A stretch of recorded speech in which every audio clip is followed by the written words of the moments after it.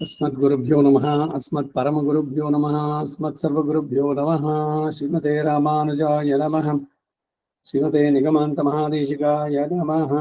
रामानुजदयापात्रं ज्ञानवैराग्यभूषणं श्रीमद्वेङ्कटनाथार्यं वन्दे वेदान्तदेशिकं लक्ष्मीनाथसमारम्भां नाथयामुनमध्यमाम् अस्मदाचार्यपर्यन्तां वन्दे गुरुपरम्परां यो नित्यमच्युतपदाम्बुजयुग्मरुक्मां व्यामोहतस्तदितराणि तृणाय मेने अस्मद्गुरोर्भगवतोऽस्य दैकसिन्धोः रामानुजस्य चरणौ शरणं प्रपद्ये। मातापिता युवतियस्तनया विभूतिः सर्वं यदेव नियमेन मदन्मयानाम् आद्यस्य नः कुलपतेर्वकुलाभिरापं श्रीमत्तदङ्घ्रियुगलं प्रणमामि मूर्ध्नाम् भूतं सरश्च मादाक्वयपट्टनाथ श्रीभक्तिसारकुलशेखरयोगिवाहान् भक्ताङ्कृतेन परकालेतीन्द्रनिष्ठान् श्रीमत्पराङ्कुशमुनिं प्रणतोऽस्मि नित्यम्। शुक्लाम्बरधरं विष्णुं शशिवर्णं चतुर्भुजं प्रसन्नवदनं ध्यायेत् सर्वविघ्नोपशान्तये। यस्य द्विरदवक्त्राद्याः पारिषद्याः परशतं विघ्नं निघ्नन्ति सततं विश्वक्सेनं नमाश्रये। श्रीमान् वेङ्कटनाथार्यः कवितार्किककेसरी वेदान्ताचार्यवर्यो मे सन्निधत्तां सदा हृदि। ஷீரொன்னு போல் திருவேங்கடமுடையான் பாரொன்னு சொன்ன பழமொழிகள் ஓரொன்னுதானே மையாதோ தாரணியில் வாழ்வார்க்கு வானேரப்பமளவம் வாழ்வு. ஸ்ரீமத் வேதாந்த தேசிகன் அருளி செய்த ரகசியங்களில் 6வது ರಹಸ್ಯமான ತತ್ವ ಮಾತೃಕ ಕಳೆದ ವಾರ ಅಂದ್ರೆ 29 ಅವತ್ತಿನ ದಿವಸ 22 ಅಂಶಗಳು ಅದನ್ನ ಮಾಡಿದ್ವಿ. 23ನೇದು ಅದರ ಕಂಟಿನ್ಯೂಟಿ ಇವತ್ತು ಅನಂತರಂಗಾಚಾರ್ಯ ಪುಸ್ತಕದಲ್ಲಿ ಪುಟ 65 ಶ್ರೀಮತೆ ನಿಗಮಾಂತ ಮಹಾದೇಶಿಗಾಯ ನಮಃ. ಮಣಿಪ್ರವಾಳ ಇದರಲ್ಲಿ ಹೇಳಿರುವಂತಹದ್ದು ತತ್ವ ಮಾತೃಕ. ನಿತ್ಯರಾವಾರ್ ಬದ್ಧರು ಮುಕ್ತರು ನಿತ್ಯರು ಅನ್ನೋದ್ರ ಬಗ್ಗೆ ಹೇಳ್ತಾ ಇದೆ. ಆತ್ಮರಲ್ಲಿ 3 ಬಗೆ, ಮುಕ್ತರಾಯ್ತು 22ರಲ್ಲಿ. ಈಗ ನೆಕ್ಸ್ಟ್ ನಿತ್ಯರು ಅಂದ್ರೆ ಯಾರು? ನಿತ್ಯರಾವಾರ್ நித்தியமான பரிபூர்ண பகவத் அனுபவத்தை உடையவராய் வடிவுடை வானவரென்னும் முடிவுடை வானவரென்னும் வகியுந்த தமரரென்னும் சூரிகள் என்றும் சாத்திய தேவர்கள் என்றும் சொல்லப்பட்ட அனந்த கருடா விஸ்வக்சேனாதிகளான அயர்வரும் அமரர்கள் இவர் நித்தியர். பத்தருக்கு கர்ம பிரவாகம் அனாதியாய் அந்தவத்தாய் இருக்கும் 25. முக்தருக்கு கைங்கரிய பிரவாகம் ஆதிமத்தாய் ಅಂತರಹಿತமாய் இருக்கும், ಅಂತ್ಯರಹಿತದು. 26. நித்திருக்கு பகவத் அபிமத விபரீத ருச்சி இல்லாமையால ஒரு காலத்திலும் கர்ம சம்பந்தம் இன்றிக்கே அதிகாரி நியமத்தோடே கூடின கைங்கரிய பிரவாகம் அனாதி ಆದ್ಯಂತಮಾயிருக்கும். ಸದಾ ಭಗವಂತನ ಜೊತೆನಲ್ಲೇ ಇರೋರು, ಅವರು ಮತ್ತೆ ಬರೋದೇ ಇಲ್ಲ ಇಲ್ಲಿಗೆ.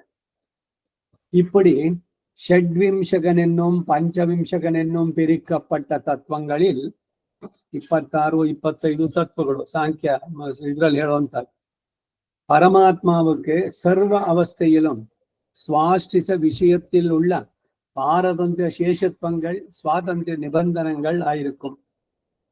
28 ஜீவாத்மாக்களுக்கு சர்வாவஸ்தையிலும் ஸ்வவியாபாரிகளில் உள்ள சுவாதந்திர சேஷித்வங்கள் பாரதந்திர நிபந்தனங்களாய் இருக்கும். 29. இப்படி பரமசேஷியாயும் துவாரசேஷியாயும் உள்ள பரா அவர் ஆத்மாக்கள் இருவரிலும் வேறுபட்ட அச்சேதன தத்துவம் திரிகுணமென்றும் அத்திரிகுணமென்னும் 2 வகை ஆயிருக்கும். அத்திரிகுணம் காலம் என்றும் சுத்த சத்துவம் என்னும் 2 வகையாய் இருக்கும். 30. அச்சேதன திரவியமான தர்மபூத ஞானத்தோட கூட 4 வகை என்று எண்ணலாயிருக்க இத்தை சரீரமாக கொள்ளாமையாலும் பிரயோஜன விசேஷத்தாலும் இவை 3ஐயும் வகுத்து அனுசந்தித்தார்கள். 30. திரிகுணமாவது சத்வ ரஜஸ் தமசுக்களுக்கு ஆசிரியமான திரவியம் திரிகுணம். 32. சத்வ ரஜஸ் தமசுக்களாவன அடைவே ஞான சுகாதிகளுக்கும் ராக துக்காதிகளுக்கும் பிரமாத மோகாதிகளுக்கும் ஹேத்துக்களான குண விசேஷங்கள். 33. இத்திரிகுணத்தினுடைய காரண தசையையும் காரிய தசையும் கூட திருகிருதிமானாங்கார மனங்கள் திருவாய்மொழி 10:7 பொங்கைம்புலனும் பொறி 5 கருமேந்திரியம் 5 என்றும் பிரித்து சாஸ்திரம் சொல்ல நிற்கும். 34. இவத்தில் குணசாமியத்தையுடைய மூல பிரகிருதியை ஒரு பிரதேசத்திலே பகவத் சங்கல்ப நியத காலமான குண வைஷமியம் படியாக சாத்விக ராஜச தாமசங்கள் என்று பிரிவை உடைத்தான மகான் பிறக்கும். 35. இதில் நின்றும் இவ்வடைவே சாத்விக ராஜச தாமச அகங்காரங்கள் உண்டாம். 36. ராஜச அகங்காரம் துணையாக சாத்விக அகங்காரத்தில் நின்றும் ஏகாதச இந்திரியங்களும் தாமச அகங்காரத்தில் நின்றும் தன் மாத்திரைகளை இடையிட்டு கொண்டு பஞ்சபூதங்களும் உற்பன்னங்களாம். 37. பூதங்களுக்கு உபாதானங்களான சப்தாதி தன் மாத்திரைகளும் பூதங்களுக்கு குணங்களான சப்தாதிகளும் வேறுபட்டவை. 38. இப்பூதங்கள் 5லும் குணங்கள் 5 நிற்கும் அடைவே போனிலா எவைந்துமாக திருச்சந்த விருத்தம் வந்து என்கிற பாட்டின்படியே அனுசந்திப்பது. 39. இப்படி மகதாதிகளான தத்துவங்களும் இவற்றின் கலசு தலடியாக பிறக்கும் அனந்தங்களான பிரம்மாண்டங்கள் முதலான காரியங்களும் எல்லாம் திரிகுண திரவியமாகிற பெரும் கடலில் ஐகளும் நுரைகளும் அலைகளும் பெருங்கடலில் அலைகளும் நுரைகளும் குமிழ்களும் போல ஆவதழிவதாய் வருகிற பிரவாகம் அனாதியாக விச்சேதமரப்போருகைக்கடி பல பலமாய மாயக்குக்கால் இன்புறும் இவ்விளையாட்டு உடையான் உடைய இச்சானுவர்த்தியான காலம் அனாதியாய் அனந்தமாய் நடக்கும் என்னுமிடத்தை அநாதிர் பகவான் காலகா விஷ்ணு புராண 2:26 இத்தியாதியிலே கண்டுகொள்வது. 40. காலமாவது எதிர் நின்ற கழிவென்றும் முன் பின் ஒரு காலம் பல காலம் என்ற போல சொல்லுகிறார். பாசுரங்களுக்கு இலக்காயிருப்பது ஒரு திரவிய விசேஷம். 41. இதில் இறை பொருது முதலாக நாள் திங்கள் ஆண்டூழி கல்பம் பரார்த்தம் திபரார்த்தம் மகாகல்பம் என்றார் போல சொல்லுகிற எல்லைகள் எல்லாம் சுதந்திர சங்கல்பமாகிற சூறாவளி காத்தாலே சுழன்று வாரா நின்றால் கழிந்த க்ஷணங்களும் கல்பங்களும் வரும் க்ஷணங்களும் கல்பங்களும் அனந்தங்களாய் இவத்தாலே லீலா விபூதியில் உள்ள காரியங்களுக்கு உற்பத்தி ஸ்திதி நாச வியவஸ்தை உண்டாயிருக்கும். 47. சுத்த சத்துவத்தில் இக்கால தத்துவம் உண்டேயாகிலும் அங்குள்ள காரியங்களினுடைய உற்பத்தியாதிகளுக்கு இங்கடைத்த கால விசேஷம் நியாமகம் அன்று. 43. சுத்த சத்துவமாவது குணத்ரய ரகிதமாயும் குணத்ரய ஆசிரியமாயும் உள்ள திரவியங்களில் காட்டிலும் வேறுபட்டு விலட்சணமான சத்துவ குணத்திற்கு ஆசிரியமான திரவியம். 44. இதன்படியை பார்த்தால் பரமயோகி வாங்மனசா அபரிச்சேத்ய ஸ்வரூப ஸ்வபாவமாய் சேணுயர் வானமென்னும் தெளி விஷும்பென்னும் திருவாய்மொழி 9:7-5. பொன்னுலகென்னும் திருவாய்மொழி 6:8-1. கலங்கா பெருநகர் என்றும் 3ஆம் திருவந்தாதி 21. மாக வைகுந்தம் என்னும் சொல்லப்பட்ட வேறுபாட்டை உடைத்தாய் பிரம்மாதி பதங்களும் எல்லாம் நரக துல்லியங்களாய் தோத்தும்படி அபரிமித ஐஸ்வர்யங்களான போக்ய போகோபகரண போகஸ்தானங்களை உடைத்தாய் சர்வேஸ்வரனுக்கும் நித்தியருக்கும் முக்தருக்கும் விக்கிரகாதி ரூபேண விசித்திர பிரவாகம் ஆயிருக்கும். 45. இப்படி அனந்தங்களான ஜனபத நகர விமான மண்டப கோபுராதி விபாங்கங்களை உடைத்தான திவ்ய லோகத்தில் பிரதானதமமான திருமாமணி மண்டபத்திலே அனந்த தேவதாத்மகமான திவ்ய யோக பரியங்க விசேஷத்திலே திரிவித சேதனரையும் திரிவிதா அச்சேதனங்களையும் சுவாதீனங்களாக்கி கொண்டு வைகுண்டேதுபரே லோகே லைங்கு புராண இத்தியாதிகளில் படியே சர்வசேஷியான ஸ்ரீஹப்பதி எழுந்தருள் இருக்கும்படி முமுட்சு திசையில் நித்தியானுசந்தேயமாய் முக்த திசையில் நித்தியானுபாவியமாய் இருக்கும். 46. இப்பராவர தத்துவங்கள் இரண்டுக்கும் ஓரோர் ஆகாரங்களாலே சாதர்மியம் உண்டேயாகிலும் விசேஷாகாரங்களாலே வேறுபட்டு சேஷசேஷி பாவ நியந்த நியாமிய பாவ வியாபிய வியாபக பாவ ஆதார ஆதேயாதி பாவாதிகளாலே இவை ஒன்று நிற்கும் நிலை. பிரணவத்திலும் சத்திய சப்தத்தில் புருஷ சப்தத்திலும் நாராயண சப்தத்திலும் புருஷோத்தம சப்தத்திலும் கறந்த பாலுள் நெய்யே போல் திருவாய்மொழி 8:10. அடியேனுள்ளான் உடலுள்ளான் திருவாய்மொழி 8:2. ஊனில் உயிரில் உணர் வினில் நின்றவன்னரை திருவாய்மொழி 8:4. உலகு நின்னோடு ஒன்றி நிற்க வேறு நித்தி திருச்சந்த விருத்தம் 12. இத்தியாதிகளிலும் சுருங்க அனுசந்திக்கலாம். 47. ஒன்னை அறிகையும் அதினறிய வடியாக வியாபாரிக்கையும் ஒரு பலத்தை புஜிக்கையும் தனக்குத்தான் தோன்றுகையும் இல்லாத திரவியம் அச்சேதனத்துவம். 48. இவத்தை பராதீனமாக உடையது ஜீவ தத்துவம். 49. திரிவித சேதனாச்சேதனங்களுடைய ஸ்வரூபஸ்தித்தி பிரவர்த்திகள் மூன்றும் தான் இட்டவரக்காம்படி நிற்கிறது பரதத்துவம். 50. இத்தத்துவ விவேகத்திற்கு பிரயோஜனம் தன்ன விசேஷணங்களை அறியாமையாலே வருகிற பிரகிருத்தி ஆத்ம பிரமமும் விசேஷத்தை அறியாமையாலே வருகிற ஸ்வதந்திராத்திர பிரமமும் கழிந்து தன் சொரூபத்திற்கு தியாஜ்ய உபாதைய புருஷார்த்தங்களை தெளிந்து விபரீத அபிசந்தி நிவೃತ್ತಿயும் ಪ್ರಾಪ್ಯ ರುಚಿயும் பிரிந்து ಪ್ರಾಪಕ ಸಾಪೇಕ್ಷ ನಾಹೈ. ಇಷ್ಟು ತತ್ವ ಮಾತ್ರಗ 50 ವಿಭಾಗಗಳಲ್ಲಿ ಹೇಳ್ತಾ ಬಂದ್ರು ಅಂಶಗಳು ಅಂತ ಅಮೃತರಂಜನಿ ಪಾಶುರದಲ್ಲಿ ಸೇರಿಸಿದ್ದಾರೆ. ತಿರುನಾರಣನೆನ್ನುಂ ದೈವಮುಂ சித்தும் அசித்துமென்னு பெருநான்மறை முடி பேசிய தத்துவம் ஒன்றிவை கேட்டு ஒரு நாள் உணர்ந்தவர் ஒய்யும் வகையன்னி வன்றுகவார் இருநாள் எழுத்தின் இதயங்கள் ஓதிய வெண்குணரே.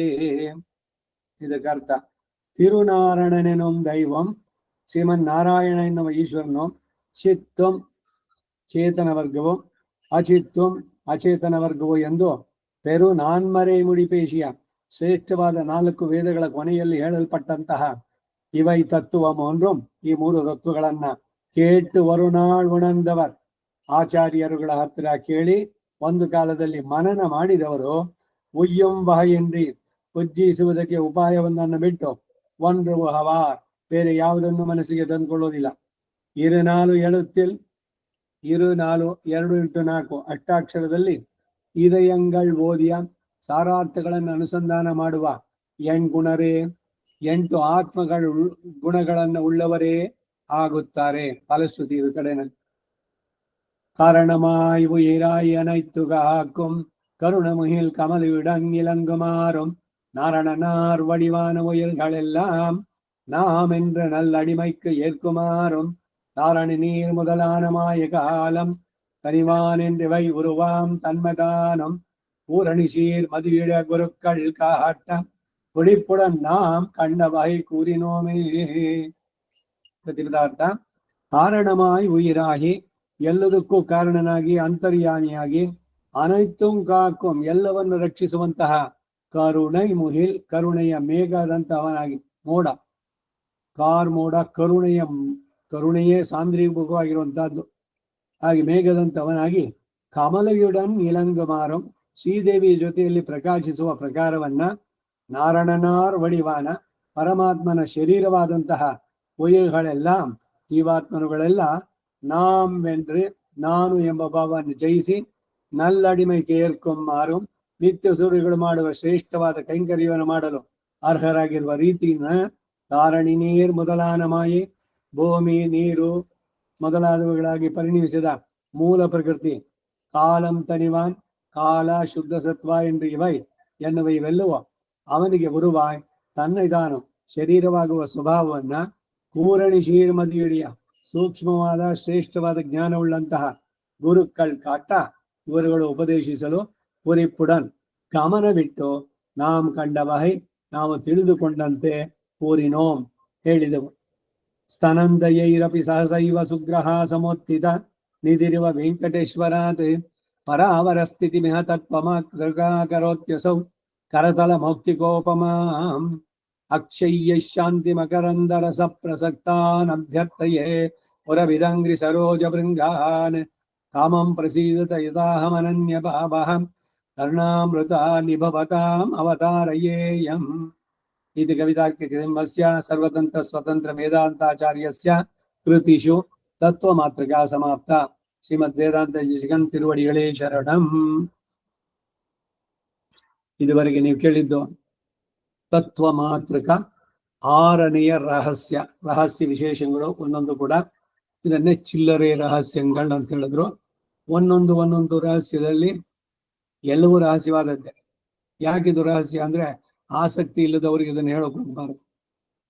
ಈಗ ಎಲ್ಲೋ ಅನೇಕ ಇದೆಲ್ಲ ಬರುತ್ತೆ, ಇದೆಲ್ಲ ಸೃಷ್ಟಿಸಿದವನು ಒಬ್ಬನೇ ಆದ್ರೆ ಸಾವು ಹುಟ್ಟುಗಳೇಕೆ, ಇಲ್ಲಿ ದೇವರೆಂಬವನಿದ್ದಾನೆ ಅಥವಾ ಅದೊಂದು ಕಗ್ಗತ್ತಲೆಯ ಗವಿಯೇ, ನಾವು ಅರಿಯಲಾರದ ಎಲ್ಲದರ ಒಟ್ಟು ಹೆಸರೇ, ಅವನು ಒಬ್ಬ ಕಾಯುವನೊಬ್ಬ ಇದ್ದ ಅಂತದ್ದು ಯಾಕೆ ವೈಪರೀತ್ಯಗಳಿಲ್ಲಿ, ಒಬ್ಬ ಸುಖಿ ಒಬ್ಬ ದುಃಖಿ, ಒಬ್ಬ ರೋಗಿ ಇನ್ನೊಬ್ಬ ಏನೋ, ಒಬ್ಬೊಬ್ಬರದು ಒಂದೊಂದು ತರ. ಎಲ್ಲರನ್ನ ನಿರ್ಮಿಸಿದಂತ ಕೈ ಒಂದೇ ಆದ್ರೆ ಯಾಕೆ ಈ ರೀತಿ ಆಯ್ತು? ಎಲ್ಲರೂ ಒಂದೇ ಭೂಮಿ ಮೇಲೆ ಬಾಳಿದ್ದಾರೆ, ಒಂದೇ ಗಾಳಿನ ಉಸಿರಾಡ್ತಾರೆ, ಒಂದೇ ನೀರನ್ನು ಕುಡಿತಾರೆ. ಹಾಗಿದ್ರು ಯಾಕೆ ಪರಸ್ಪರ ದ್ವೇಷ ಮತ್ತೊಂದು ಇದೆಲ್ಲ? ಈ ವೈವಿಧ್ಯತೆಗೆಲ್ಲ ಏನ್ ಕಾರಣ? ಈ ತರದೆಲ್ಲ ಯಾವಾಗ್ಲಾರು ಒಂದೊಂದ್ಸಲ ಎನ್ನಿಸ್ಬೋದಲ್ವಾ ನಮಗೆ ಮನಸ್ಸಿಗೆ? ಅದಕ್ಕೆಲ್ಲ ಸಮಾಧಾನಗಳನ್ನು ಕೊಡ್ತಾ ಬರ್ತಾರೆ. ಇದು ಬಿಗ್ ಬ್ಯಾಂಗ್ ಥಿಯರಿ ಅಲ್ಲ, ನಾವೆಲ್ಲ ಸುಮ್ಮನೆ ಪಠ್ಯ ಪುಸ್ತಕದಲ್ಲಿ ಓದಿದ್ದು. ಎಲ್ಲ ನಮ್ಮನ್ನ ದಾರಿ ತಪ್ಪಿಸಿದ್ದೇನೆ. ವಿದ್ಯೆ, ಮಾಡರ್ನ್ ವಿದ್ಯೆ ಅನ್ನೋದೇನು ಅಂತಂದ್ರೆ, ಎಷ್ಟೋ ಲಕ್ಷ ವರ್ಷದ ಹಿಂದೆ ಒಂದು ಆಸ್ಫೋಟ ಆಯ್ತು ಸೂರ್ಯದಲ್ಲಿ. ನೋಡಿದವ್ರು ಯಾರು? ಸೂರ್ಯನಲ್ಲಿ ಆಗಿದ್ದನ್ನ ರೆಕಾರ್ಡ್ ಮಾಡಿ ಇಟ್ಟಿದಾರ? ಇಲ್ಲ ಅದಕ್ಕೆ ಏನಾದ್ರು ಆಧಾರಗಳಿದೆಯಾ? ಮತ್ ನಾವ್ ಹೇಳೋದು ಹೆಂಗ್ ಸರಿ ಅಂತಂದ್ರೆ, ನಮಗ್ ವೇದ ಆಧಾರ, ವೇದದಲ್ಲಿದೆ, ಅದರಿಂದ ಅದನ್ನು ಒಪ್ಕೋಬೇಕು. ಅದು ಸಂವಿಧಾನ, ಅದು ಕಾನ್ಸ್ಟಿಟ್ಯೂಷನ್. ನಮ್ಗೆ ವೇದ ಅಖಿಲ ಧರ್ಮ ಮೂಲ, ಒಂದು ವ್ಯವಸ್ಥಿತವಾಗಿದೆ. ಇವೆಲ್ಲವೂ ಕೂಡ ಉಂಟಾಗಿದ್ದು ಒಬ್ಬನಿಂದನೇ, ಅವನು ನಾರಾಯಣ ಏವ. ಇದನ್ನ ಬೇರೆ ಬೇರೆ ಉಪನಿಷತ್ತಿನಲ್ಲಿ ಹೇಳಿದ ಮಾತುಗಳನ್ನು ಎಲ್ಲೂ ಕೂಡ ಒಂದಕ್ಕೊಂದಕ್ಕೆ ಪರಸ್ಪರ ವಿರೋಧ ಇಲ್ಲ. ಅವನೇ ಇದ್ದ, ಎಲ್ಲವೂ ಪ್ರಳಯ ಸೃಷ್ಟಿ ಇದೆಲ್ಲ ಅವನ ಸೃಷ್ಟಿಯ ಲೀಲೆ. ಇವೆಲ್ಲ ಎಲ್ಲಿ ಗೊತ್ತಾಗುತ್ತೆ ಅಂದ್ರೆ ಪುಸ್ತಕದಲ್ಲಿ ಇದೆ, ಆಳ್ವಾರುಗಳು ಅನುಭವಿಸಿದ್ದಾರೆ, ಅವನನ್ನು ಕಂಡು ಅನುಭವಿಸಿದವರು ಹೇಳ್ತಾ ಇದ್ದಾರೆ. ಎಲ್ಲ ಜಗತ್ತನ್ನು ತಾನೇ ನುಂಗಿ ಒಂದು ಆಲದ ಮೇಲೆ ಮಲಗಿದ್ದ. ಇದು ಯಾರೋ ಬರೀ ಆಳ್ವಾರುಗಳು ಕಂಡು ಅಂತಲ್ಲ, ಆ ಹರಪನಹಳ್ಳಿ ಬೀವಮ್ಮ, ಹಳವನಕಟ್ಟೆ ಗಿರಿಯಮ್ಮ, ಇವರುಗಳೆಲ್ಲ ಹೇಳ್ತಾರೆ. ಆಲದೆಲೆಯ ಮೇಲೆ ಮಲಗಿದ ಬಾಲಕೃಷ್ಣನ ನೋಡ ಬಂದಿರೋ ಒಂದು ಆಲದೆಲೆಯ ಮೇಲೆ ಮಲಗಿದ. ಆಲದೆಲೆಯ ಮೇಲೆ ಮಲಗಿದಂತಹ ದರ್ಶನವನ್ನ ಆ ಹರಪನಹಳ್ಳಿ ಭೀಮವ್ವ ನೋಡಿದ್ರೆ ಅವಳೆಂತಹ ಪರಮ ಸಾಧ್ವಿ ಅಂತ. ಮಾರ್ಕಂಡೇಯ ಭಗವಂತನ ಪ್ರಾರ್ಥನೆ ಮಾಡಿದ ಮಹರ್ಷಿ ಅವರಿಗೆ ದರ್ಶನವನ್ನು ಕೊಟ್ಟ. ನೋಡ್ತಾ ಇದ್ದಂಗೆ ಎಲ್ಲ ಕಡೆಯಿಂದನೂ ನೀರು ಆವೃತವಾಯ್ತು, ಎಲ್ಲೂ ಇಲ್ಲ, ಎಲ್ಲವೂ ಬರೀ ನೀರೇ. ಇವನು ಮಾತ್ರ ಉಳಿದಿದ್ದ, ನೀರಲ್ಲಿ ಇದಾಗಿರ್ಲಿಲ್ಲ. ಏನೇನಾಗುತ್ತೆ ಅನ್ನೋದನ್ನೆಲ್ಲವನ್ನು ನೋಡಿದ್ದ. ಆ ನೀರಿನಲ್ಲಿ ಆವೃತವಾಗಬೇಕಾದ್ರೆ ಆ ಪ್ರಳಯ ಕಾಲದಲ್ಲಿ ಒಂದೊಂದು ಹನಿ ಒಂದೊಂದು ಒನಕೆ ಸೈಜು. ಬನಿ ಬಿಲ್ಡಿಂಗ ಮತ್ತೊಂದು ಏನಾದ್ರು ಉಳಿಯುತ್ತಾ? ಕಣ್ಣಿಗೆ ಕಾಣೋದು ಯಾವುದೂ ಇಲ್ಲ ಅಲ್ಲಿ. ಹಾಗಾದ್ರೆ ಇಲ್ಲಿದ್ದೆಲ್ಲ ಏನಾಯ್ತು? ಚೇತನವೋ ಅಚೇತನವೋ ಅಂದ್ರೆ ಎಲ್ಲವೂ ಅದರ ಸೂಕ್ಷ್ಮ ರೂಪದಲ್ಲಿ ಭಗವಂತನೇ ಎಲ್ಲವನ್ನು ತಾನು ಉಂಡು ಆಮೇಲೆ ಮಲಗಿದ್ದು ಆಲದೆಲೆ ಮೇಲೆ. ಇವನ್ ಸೈಜ್ ಏನು ಆಲದೆಲೆ ಮೇಲೆ ಮಲಗಬೇಕಾದ್ರೆ. ಈ ಹೊರಗಿನ 14 ಲೋಕಗಳು ಎಲ್ಲ ಅವನ ಉದರದಲ್ಲಿದೆ. ನಮಗೆ ಅರ್ಥವಾಗೋದಿರ್ಲಿ, ಆ ಮೊದಲಾಳ್ವಾರೇ ಕೇಳ್ತಾರೆ, ಎಲ್ಲವೂ ನಿನ್ನೊಳಗಿತ್ತೋ ಇಲ್ಲ ನೀನು ಆ ಪ್ರಳಯ ಜಲದಲ್ಲಿ ಇದ್ಯಾ? ಹಾಗಿದ್ರೆ ನಿನ್ನಲ್ಲೇ ಎಲ್ಲ ಇದೆ ಅಂದ್ರೆ ಪ್ರಳಯ ಜಲ ಎಲ್ಲಿತ್ತು? ಅದು ನಿನ್ನ ಉದರದಲ್ಲೇ ಇತ್ತ? ನೀನ್ ಹೇಗೆ ಅದರಲ್ಲಿ ಇದ್ದೆ ಎಲ್ಲ ಹೇಳು ಅಂತ. ಈಗ ಯಶೋದೆಗೆ ಬಲರಾಮ ಬಂದು ಹೇಳ್ದ, ಅಮ್ಮ ಕೃಷ್ಣ ಮಣ್ ತಿಂದ ಅಂತ. ಅವಳು ಬಂದ್ಲು, ಕೋಲ್ ಹಿಡ್ಕೊಂಡು ಬಂದು, ಮಣ್ ತಿಂದೇನೋ ಬಾಯಿ ತೆಗಿ ಅಂತ. ಬಾಯಿ ತೆಗೆದ್ರೆ ಏನು ಅಂದ್ರೆ ಎಲ್ಲ ನೋಡ್ತಾ ಇದ್ದಾಳೆ, ಎಲ್ಲ ಗ್ರಹಗಳು, ನಕ್ಷತ್ರಗಳು, ಮಂಡಲ ಪೂರ್ಣ ಪ್ರತಿಯೊಂದು ಕೂಡ. ಆಮೇಲೆ ನೋಡ್ತಾ ಇದ್ರೆ ಈ ಗೂಗಲ್ ಇದರಲ್ಲಿ ನೀವು ಲೊಕೇಶನ್ ಅಂತ ಅಂದ್ಬಿಟ್ಟು ಹೋದಾಗ ಅದು ನಿನ್ ಕೈನಲ್ಲಿ ದೊಡ್ಡದು ಮಾಡ್ತಾ ಮಾಡ್ತಾ ಹೋದಂಗೆ ಇದು ವಿವರಗಳು ಬರುತ್ತಲ್ಲ, ಆ ರೀತಿ ಅವಳಿಗೆ ಬಾಯಿನಲ್ಲಿ ಎಲ್ಲದನ್ನು ತೋರಿಸ್ತಾ ಕಡೆಗೆ ಇಡೀ ಭೂಮಂಡಲ, ಲೋಕಗಳೆಲ್ಲ ಆಯ್ತು ಮೊದಲು, ಆಮೇಲೆ ಭೂಮಂಡಲ, ಭೂಮಂಡಲದಲ್ಲಿ ಭಾರತ ದೇಶ, ಭಾರತ ದೇಶದಲ್ಲಿ ಮಧುರೆ, ಗೋಕುಲ, ಆ ಗೋಕುಲದಲ್ಲಿ ಇವರ ಮನೆ, ಆ ಮನೆ ಒಳಗಡೆ ಯಶೋದೆ, ಯಶೋದೆಯನ್ನ ತನ್ನನ್ನ ತಾನೇ ಅವನ ಬಾಯಿನಲ್ಲಿ ನೋಡಿದ್ಲು. ಅವಳಿಗೆ ಆಶ್ಚರ್ಯವಾಗೋಯ್ತು, ಮೂರ್ಛಿತಳಲ್ಲ. ಭಗವಂತ ತಾನು ಯಾರು ಅನ್ನೋದನ್ನ ತೋರಿಸೋದಕ್ಕೆ ಚಿಕ್ಕ ಮಗುವಾಗಿ ಅವಳು ಕೇಳಿದ್ದು ಮಣ್ ತಿಂದೇನೋ ಬಾಯಿ ಬಿಡು ಅಂತ. ಈಗ ಮಕ್ಕಳು ಆಟ ಆಡ್ತಾ ಎಲ್ಲ ಬಾಯಿಗೆ ಹಾಕೊಳ್ಳುತ್ತೆ, ಬೇಗ ಒಳಗಿ ಬಾಯಿ ಕಾಯಿ ಹಾಕಿ ಅದನ್ನ ತೆಗಿತೀವೋ ಇಲ್ವಾ ನಾವು? ಹಾಗೆ ಇವಳು ಅಷ್ಟು ಮಗುವಾಗಿದ್ದಾಗಲೇ ಇವನ್ನೆಲ್ಲವನ್ನು ತೋರಿಸಿದ್ದು. ಅವನೇ ಪರತತ್ವ ಅನ್ನೋದನ್ನ ಯಶೋದೆಗೆ, ಅವಳು ಭಾಗ್ಯ, ಅದು ಯಶೋದೆ ಭಾಗ್ಯ. ಏನು ಧನ್ಯಳೋ ಲಕ್ಷ್ಮಿ, ಹಾಗೆ ಯಶೋದೆಯೂ ಅಷ್ಟೆ. ದೇವಕ್ಕೂ ಇಲ್ಲದಂತಹ ಭಾಗ್ಯ ಯಶೋದೆಗೆ ಅಂತ ಹೇಳಿ ಅಲ್ಲಿ ಬರುವಂಥದ್ದು. ಹೀಗೆ ಈ ಸೃಷ್ಟಿಯ ಕ್ರಮ ಹೇಗುಂಟಾಯಿತು, ಇಲ್ಲಿ ಎಷ್ಟು ತತ್ವಗಳು, ಒಂದೊಂದನ್ನು ಒಂದೊಂದು ದ್ರವ್ಯಗಳು ಅಂತ ಕೂಡ ಕರಿಬಹುದು, ಒಂದೊಂದು ಐಟಮ್ಸ್ ಇದರ ತರದಕ್ಕೆ. ಏನು ಅಂದ್ರೆ ಈಗ ಪಂಚಭೂತಗಳು, ಪೃಥ್ವಿ, ಅಪ್, ತೇಜು, ವಾಯುರ್, ಆಕಾಶ, ಇವೆಲ್ಲ ಎಲ್ಲಿ ನಮಗೇನ್ ಗೊತ್ತಾಗೋದು ಅಂದ್ರೆ ಎಲ್ಲ ವೇದದಲ್ಲಿ. ಸೋಕಾಮಯದ ಅವನು ಅನ್ಕೊಂಡಾಗ ಅವನಿಂದ ಉಂಟಾಯಿತು. ಆಕಾಶ, ಆಕಾಶಾದ್ ವಾಯು, ವಾಯೋರಗ್ನಿ, ಅಗ್ನೇರಾಪ, ಅದ್ಯ ಪೃಥ್ವಿ, ಪೃಥಿವ್ಯಾ ಓಷಧಯ, ಓಷಧೀಭ್ಯೋನ್ನಂ ಅನ್ನಾತ್ ಪುರುಷಃ. ಚೇತನರನ್ನ ಸೃಷ್ಟಿ ಮಾಡಕ್ ಮೊದಲು ಈ ಎಲ್ಲ ಪಂಚಭೂತಗಳನ್ನ ಸೃಷ್ಟಿ ಮಾಡಿ, ಆ ಪಂಚಭೂತಗಳ ಪಂಚೀಕರಣದಿಂದ ಮರ, ಗಿಡ, ಬೆಟ್ಟ, ಪರ್ವತ ಎಲ್ಲದನ್ನು ಭಗವಂತನೇ ಸಮಷ್ಟಿ ಸೃಷ್ಟಿಯಲ್ಲಿ ಎಲ್ಲವನ್ನು ಸೃಷ್ಟಿ ಮಾಡಿದ. ಆಮೇಲೆ ಅವನು ಸಂಕಲ್ಪಿಸಿದ ತಕ್ಷಣ ಅವನ ನಾಭಿಯಿಂದ ಒಂದು ಕಮಲ ಉಂಟಾಯಿತು. ಆ ಕಮಲದಲ್ಲಿ ಮೊದಲು ಚೇತನ ಅಂದ್ರೆ ಬ್ರಹ್ಮ ಅವನು ಉಂಟಾದ, ಚತುರ್ಮುಖ ಬ್ರಹ್ಮ. ಆ ಚತುರ್ಮುಖ ಬ್ರಹ್ಮನಿಗೆ ನೀನು ವ್ಯಷ್ಟಿ ಸೃಷ್ಟಿಯನ್ನ ಅಂದ್ರೆ 4 ವಿಧದ ಸೃಷ್ಟಿಯನ್ನ ನೀನು ಮುಂದುವರಿಸು ಅಂತ ಹೇಳಿ, ದೇವ, ಮನುಷ್ಯ, ತಿರ್ಯಕ್, ಸ್ಥಾವರ ಅಂತ ಅವುಗಳನ್ನ ನೀನ್ ಹೇಗ್ ಸೃಷ್ಟಿ ಮಾಡ್ಬೇಕು ಅಂದ್ರೆ, ಹಿಂದಿನ ಕಲ್ಪದಲ್ಲಿ ಹೆಂಗಿತ್ತೋ ಈ ಪ್ರಳಯ ಆಗೋಕ್ ಮೊದ್ಲು ಅದೇ ರೀತಿ ಎಲ್ಲ ಯುಗಗಳು ಅವುಗಳ ಧರ್ಮ ಎಲ್ಲವೂ ಆ ರೀತಿನೇ ಇರ್ಬೇಕು. ಯಥಾ ಪೂರ್ವಮ ಕಲ್ಪಯತ್, ನಡೆಸು ಅಂತ ಹೇಳ್ದ. ಸರಿ, ಇವನಿಗೆ ಹೇಳಿದ ತಕ್ಷಣ ಇವನಿಗೆ ಹುಟ್ಟಿದವನು ಯಾರು? ಏನೋ ತ್ರಿಗುಣಾತ್ಮಕವಾದಂತ ಪ್ರಕೃತಿನಲ್ಲಿ ಜನಿಸಿದವನು, ಕರ್ಮದಿಂದ ಬಂಧಿತನಾದಂತ ಒಬ್ಬ ಆತ್ಮ. ಆತ್ಮರಲ್ಲೇ ಬದ್ಧರು ಅಂತ ಹೇಳಿದ್ವಲ್ಲ ನಾವು, ಕರ್ಮದಿಂದ ಬಂಧಿತರಾದು. ಈ ಚತುರ್ಮುಖ ಬ್ರಹ್ಮನಿಗೂ ಬಿಟ್ಟಿದ್ದಲ್ಲ ಅದು. ಅದರಿಂದ ಏನಾಯ್ತು, ತ್ರಿಗುಣಾತ್ಮಕವಾದ ಪ್ರಕೃತಿನಲ್ಲಿ ಆ ಶರೀರ ಅವನು ಇದಾಗಿದ್ದು ಭಗವಂತನಿಂದಲೇ ಉಂಟಾದ್ರೂ ಕೂಡ ತ್ರಿಗುಣಾತ್ಮಕವಾದಂತ ಶರೀರ ಪಡೆದ ಅವನು ನಾನೇ ಸೃಷ್ಟಿಕರ್ತ ಅನ್ಕೊಂಡ. ಇವನು ಯಾವಾಗ ಈ ಮನಸ್ಸಿನಲ್ಲಿ ಬಂತೋ, ಭಗವಂತನ ಕಣ್ಣಿಂದ 2 ಹನಿ ನೀರು, ಒಂದು ಮಧು ಇನ್ನೊಂದು ತೈಟವ, ಇಬ್ಬರು ಬಂದ್ರು. ಇವನ ಕೊಟ್ಟ ಆ ವೇದಗಳನ್ನ ಹೇಳ್ಕೊಂಡು ತಗೊಂಡು ಪ್ರಳಯ ಜಲ ಇತ್ತಲ್ಲ ಅದ್ರ ಕೆಳಗಡೆ ಹೊಟ್ಟೋದ್ರು ಪಾತಾಳಕ್ಕೆ. ಎಲ್ಲ ಕಡೆನೂ ಅಂಧಕಾರ, ಬೆಳಗಿಲ್ಲ, ಏನಿಲ್ಲ, ಏನ್ ಮಾಡ್ಬೇಕು ಮುಂದಕ್ಕೆ ಗೊತ್ತಿಲ್ಲ. ಚತುರ್ಮುಖ ಬ್ರಹ್ಮ ನೋಡಿದ ಸುತ್ತಮುತ್ತ, ಆ ಕಡೆ ತಾನು ಮುಂಟಾದ್ನಲ್ಲ ಕಮಲ, ಅದರ ನಾಳದ ಒಳಗೆ ಹೋಗಿ ಬಂದ. ಎಲ್ಲೋದ್ರು ಬರೀ ಅಂಧಕಾರ. ಕಡೆಗೆ ಅವನಿಗೆ ರಿಯಲೈಸೇಷನ್, ಬುದ್ಧಿ ಕೆಟ್ಟ ಮೇಲೆ ಬುದ್ಧಿ ಬಂತು, ಒಂದು ಗಾದೆ ಇದೆಯಲ್ಲ ಆ ತರ. ಆಮೇಲೆ ಮೇಲೆ ಬಂದು, ಹೇ ಭಗವಂತ, ನಾನೆಲ್ಲ ಸೃಷ್ಟಿಕರ್ತ, ನೀನು ಎಲ್ಲವನ್ನೂ ನೀಡಿ ಈ ಕೆಲಸ ಮಾಡು ಅಂತ ಕೊಟ್ಟೆ, ನೀನೇ ಮೂಲ ಎಲ್ಲದಕ್ಕೂ ಕೂಡ ಜಗದಾದಿ ಕಾರಣ. ಅದರಿಂದ ದಯಮಾಡಿ ನೀನು ಕೊಟ್ಟೆಲ್ಲ ವೇದಗಳನ್ನ ಮತ್ತೆ ಕೊಡು, ನೀ ಕೊಟ್ಟಿದ್ದ ಕೆಲಸವನ್ನು ನಾನು ಮುಂದುವರಿಸ್ತೀನಿ ಅಂತ. ಯಾವಾಗ ಇವನು ಬ್ರಹ್ಮ ಪ್ರಾರ್ಥನೆ ಮಾಡಿದ್ನೋ ಅವಾಗ ಅವನು ಹಯಗ್ರೀವ, ಕುದುರೆಯ ಮುಖ ಮಾತ್ರ ಅಂದ್ರೆ ಕತ್ತಿನ ತನಕ ಕುದುರೆ, ಆಮೇಲೆ ಮೈಯೆಲ್ಲ ಮಾನವ. ನರ ಮೃಗ ಶರೀರ ಇದ್ದಾಗೆ ಹಯ ನರ ಶರೀರ ಇದು. ಹಯಶಿರ, ಹಯಗ್ರೀವ. ಗ್ರೀವ ಅಂದ್ರೆ ಕತ್ತು, ಕತ್ತಿನ ತನಕ ಕುದುರೆ ಮುಖ. ಮತ್ತೆ ಕುದುರೆ ಮಾತಾಡುತ್ತಾ? ಕುದುರೆ ಕೆನೆಯುವುದು. ಆ ಕುದುರೆಯ ಕೆನೆತನದಲ್ಲಿ ಏನು ಬಂದಿದ್ದು ಅಂದ್ರೆ ಓಂಕಾರ. ಈ ಶಬ್ದ ಕೇಳಿದ ಎಲ್ಲಿ ಕೇಳಿಸ್ತಿದೋ ಈ ಓಂಕಾರದ ಶಬ್ದ? ಪಾತಾಳದಲ್ಲಿದ್ದ ಮಧುಕೈಟವರಿಗೆ. ಅವ್ರು ಏನ್ ಶಬ್ದ ಬಂತಲ್ಲ ಅಂತ ಮೇಲೆ ಬಂದ್ರು. ಬಂದಾಗ ಭಗವಂತ ಅಲ್ಲಿ ಹೋಗಿ ವೇದಗಳನ್ನೆಲ್ಲ ತಂದು ಬ್ರಹ್ಮನಿಗೆ ಕೊಟ್ಟು ಅವರೊಡನೆ ಹೋರಾಡಿ ಅವರನ್ನ ಕೊಂದ.